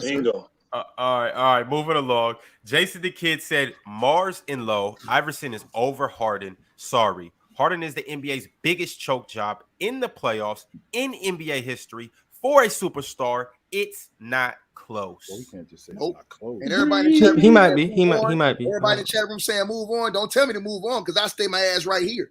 Don't tell us to move on because we'll stay right here on this damn topic. The hell you think? You ain't got the mic. We got the mic, sucker. We got the mic and you listening. So shut the hell up and enjoy the show. We'll stay right here and talk about LeBron, Ramon James all night long. I'll get Ron to keep the stream going. We'll go 8 straight hours talking about Chilltown King. Now keep playing with me, sucker. Go ahead, Ron. My bad. Y'all keep playing with Ticket. Hey, Ron. Hey, that's a good idea, though, Ticket. One day we need to have a pod-a-thon and just pod straight into everybody. That somebody tap out. Views, bro. Hey, for real. Somebody tap out. I got 72 hours in me minimum. Look, check it out. Game one. Before game 1, we're gonna stream all the way up until game 1. I can't tell you guys how long, and do a live show during the game. Game 7, possibly we could talk about something else. You ain't gotta worry about that. It ain't gonna make it 7. It ain't gonna make it 7. Either way, of the finals. I'm talking about of the finals. Oh, the finals. Okay. Yeah. All right, y'all. Pimp named Slickback said, "Nah, y'all are bugging. As a Nets fan, I want Doc in Phoenix. That 2025 pick is coming up soon." That's crazy. The Tribe One said, Doc is supposed to be the difference ticket. Yes, Harden was labeled a choker. The Sixers couldn't get out the second round. That's why they got Doc. Duh. They were stupid. Shit, Doc can't get out of there. He barely can do it himself. Dumb move. The Tribe One with another super chat said, "Oh yeah, we didn't need soft AD to score 30 to win. Again, Lakers in 6, but I'm scared. I'm not gonna lie. I need Murray to slow way down so my anxiety can lessen." It's going to be a very interesting series. It is. It's going to be a really interesting series. 100%. World's Most Hated said Embiid gonna be the conference finals virgin till he retires. No cap. It's looking like it. Damn. Sad too. He in the East. Along the Road Smith said, "Is it fair to say that Golden State been playing G Leaguers? They've been playing / winning with fringe NBA players. Last time they had an NBA players, they were 73 and 9. That's not true. That's in not true. In 2021, I agree the roster was terrible. 2022 and 2023, Well, they had NBA players. They had a great, damn not good really, team. they had good teams. So Had damn good teams. G Leaguers. No, Same I'm team talking that like, won. talking like they had 3 or 4 NBA players and the rest was G Leaguers. You don't win an NBA championship like They that. need a vet, man. They need a vet in there. They miss Iguodala a lot, man. They miss him out there a lot. Oscar Proud Jr. said, "Ticket, you bugging saying that you want Poole to be your main guy. You should be able to see if he can be, but he has never shown you for a winner. Watch basketball, not highlights." Actually, I do watch basketball, and if you watch highlights, sucker, and looked up the actual stats, he has an over 500 record without Steph Curry on that team and averaging damn near 28 points per game. So shut your stupid ass up. Game 6% Klay said, "What do you guys think about Beal to Miami if Washington wants to get rid of that contract?" No, Beal's overrated, man. Who Miami gonna get back? Injury prone, overrated. Tyler Hero, probably you have to get Duncan Robinson's contract in there. Kyle Lowry expiring, maybe. I don't know. That does not make them better. It doesn't. I wouldn't want that. I don't think Washington are trying to get better. I think they're trying to tank.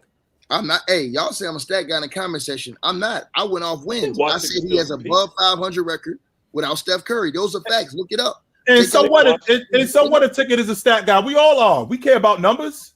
What are you talking about? Man averaged damn near 28 points a game without Steph, and he got a large sample size, and he's over 500. These dudes in here talking shit, man. Goofy ass dudes in the comments talking like stats and numbers don't matter. We don't just look at stats. We don't just watch the game. I'm sorry. Keep going, Albert. I'm just saying, I think Washington can compete if they move Beal and Porzingis still. I think they can still compete with what they get back. They get the right pieces back. I do. I do like that. Mars, I do like that. I do like that Porzingis to the Golden State Warriors, though. I do like that. Yeah, I'm a great GM. What can I say? Yeah, I do like that. That was solid, Mars. I ain't gonna lie. They need you took me by surprise with that one. Mm-hmm. I do like that. I like that. Of course, you're trying to make your Warriors better. Yeah, Beal has to be my word. Okay. Moving on. Yeah. Jose Rose said, "Is everybody in the mindset that the Warriors need to ride the Curry timeline until he breaks down instead of playing the fence with the future?" Well, he's already started to break down. I mean, we're talking about right. He's still awesome, but he's already. I think he missed 25. I think he missed 25 games this year. Last year he missed 2 months, so he's already started to break down. You're just getting great stretches out of him, more than other guys his age. But he already started to break down, and we're not getting off this gravy train until he completely over. I agree. Speaking of the Warriors, Donovan Samuel said the Warriors' pitch to Klay Thompson in contract negotiations is, "You are only as good as your last series." Damn, so Klay Thompson getting a minimum. That's crazy. That's mumbo jumbo, man. Klay will take a little bit for that. That man like that. They're not going to no full-time world champion. They're going to honor Nobody want to go up there and play. Fact. They're going to honor Klay, man. You disrespect the great Klay Thompson in that, man. Nobody want to go up there no more. That's big fact. And I guarantee you this: if they don't pay Klay, it's about 28 other teams in the NBA that give Klay that check today. Hey, a lot of teams would today. I hate the fact my team. I don't want Klay at that kind of money at this stage. I don't want him. I ain't gonna lie. Well, it depends on what he would look like with those type of guys. I think he would look differently with a different sense of guys. I don't. He's not to me. He's not worth $40 million anymore. Nah, he ain't that guy anymore. No, I don't think so. I don't. Let me put it this way. I'm glad he's getting his money. I want all players to get as much money as possible. I just don't want him on my team at that kind of salary. I don't. I don't want. Hey, Dame Lillard. Get your money. Just don't make sure I'm not the one paying. That's all. Hey, Dame Lillard's balling. I don't want him on my team with that salary though. That's all.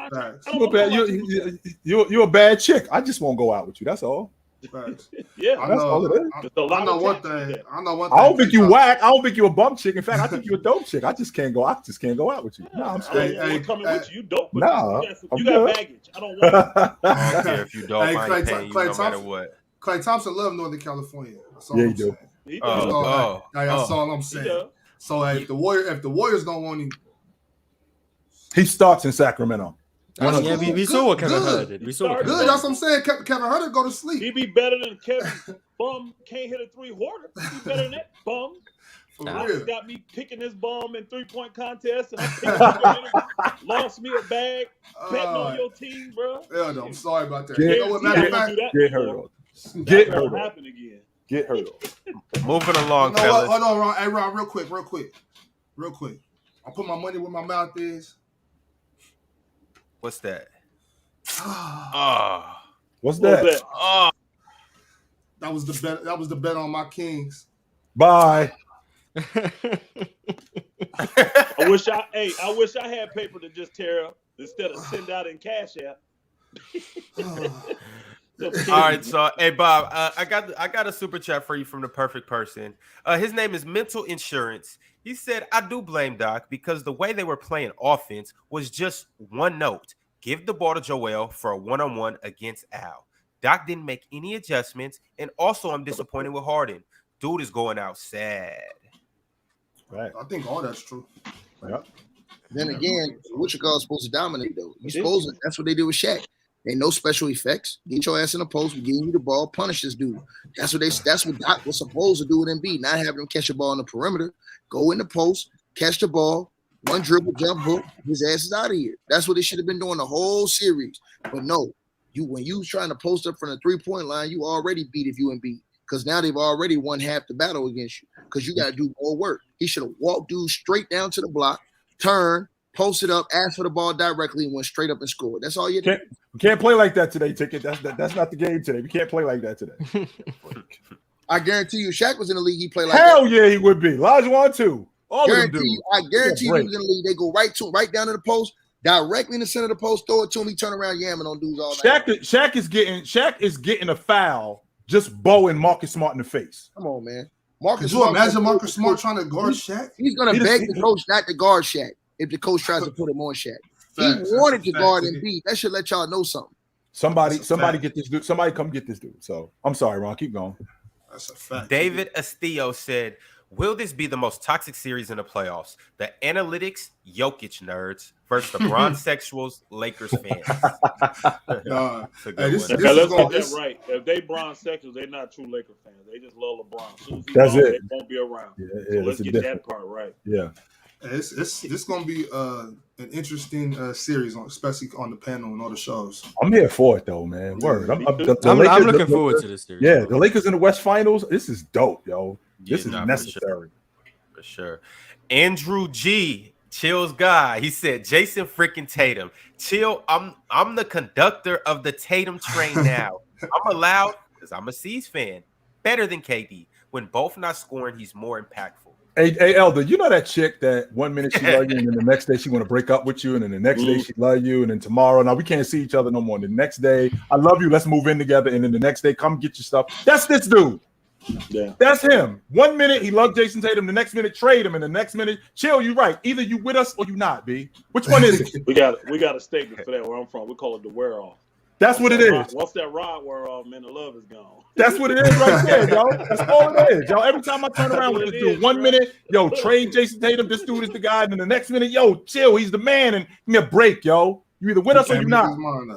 Yo, and to all the Celtics fans out there, I know we didn't get a chance to talk about you guys. I promise you we're going to start the top of the show off tomorrow talking about Jason Tatum, Jaylen Brown, and the Celtics. I promise you. Yes, we will. will. Moving along, Rob Clark Jr. said, Lakers are going to have to push the tempo to make Jokic work on defense. Heavy dose of high pick and roll, make him guard the speedy Laker guards and LeBron, Lake Show in 7, I'll cook ticket in open court. You ain't cooking nobody. No, you ain't. Mars, and they disrespected your show and called it open court. You ain't cooking nobody. Damn, Rob Clark. To be honest, see, when I hear stuff like that, because again, we do this panel and it's us debating, but this is basically my cousin or my nephew or my brother getting attacked. I'll pull up the open court if he there, because I ain't trying to hear that. Open gym, y'all. Open gym. I ain't trying to hear that. I don't see this going 7. If it goes 7, I like the Lakers, but I don't see the Lakers going in there in Game 7 winning that. You got to beat them in 6, bro. All right, y'all. I got a couple more super chats that I do want to get to before we end the stream. Ahmad Sharhan said it's crazy that the best team in Embiid beating the playoffs is the Raptors in 2022. Yeah. Only won like 5 series.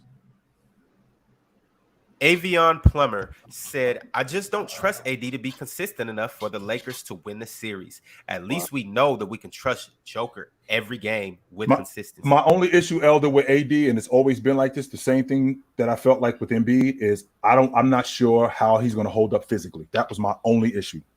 That was it. I never questioned his game. I never questioned his game. I think he's gotten more consistent, and he's shown he's going to hold up physically. He's taken the hits, the lumps, bounced back, got back out there. I mean, people trip and talk about some of his games where he don't score a lot and all that. The Lakers don't need him to do all that, bro. Not all the time. Some of those games they won. I'll go back and say, we only had 16 here. Did they win? Yes or no? His defense is what matters for the Lakers. If he's playing elite defense, it's extremely hard to beat the Lakers. It's that simple. It's that simple. I agree. Hush Sound said, nah. I want that apology ticket. Talking about the immortal Game 6. Yeah, we already did it. We got it. Bro, I went back and listened to that tape, bro. I was laughing. I said, man, chill for the hat. And I already knew, because I already told Ticket, bro, that game, that ain't nothing. I said, ooh, this going to be bad Monday morning. This going to be bad Monday morning. Woo. Cash Out Abu said, it's high time. I think he said it's about time you give Jason Tatum your flowers. Ron, Mars, Ticket.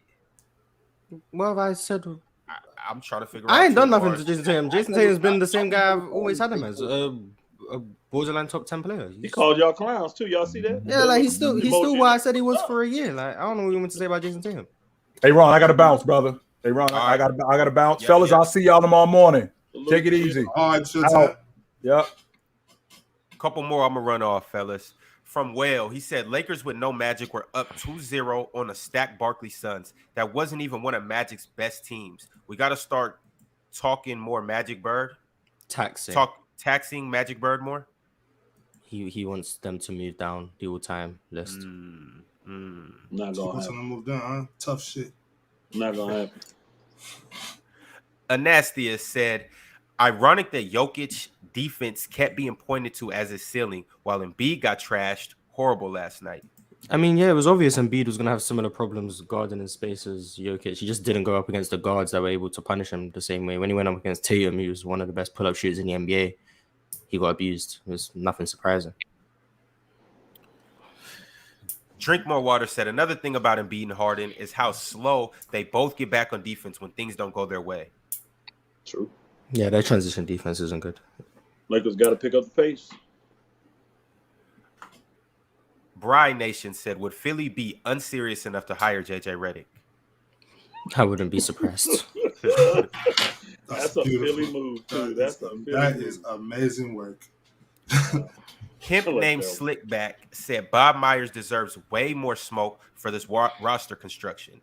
He wasted those draft picks the last few years, and the poor deal is horrible. I hated what he did with the Wiseman pick at the time and now.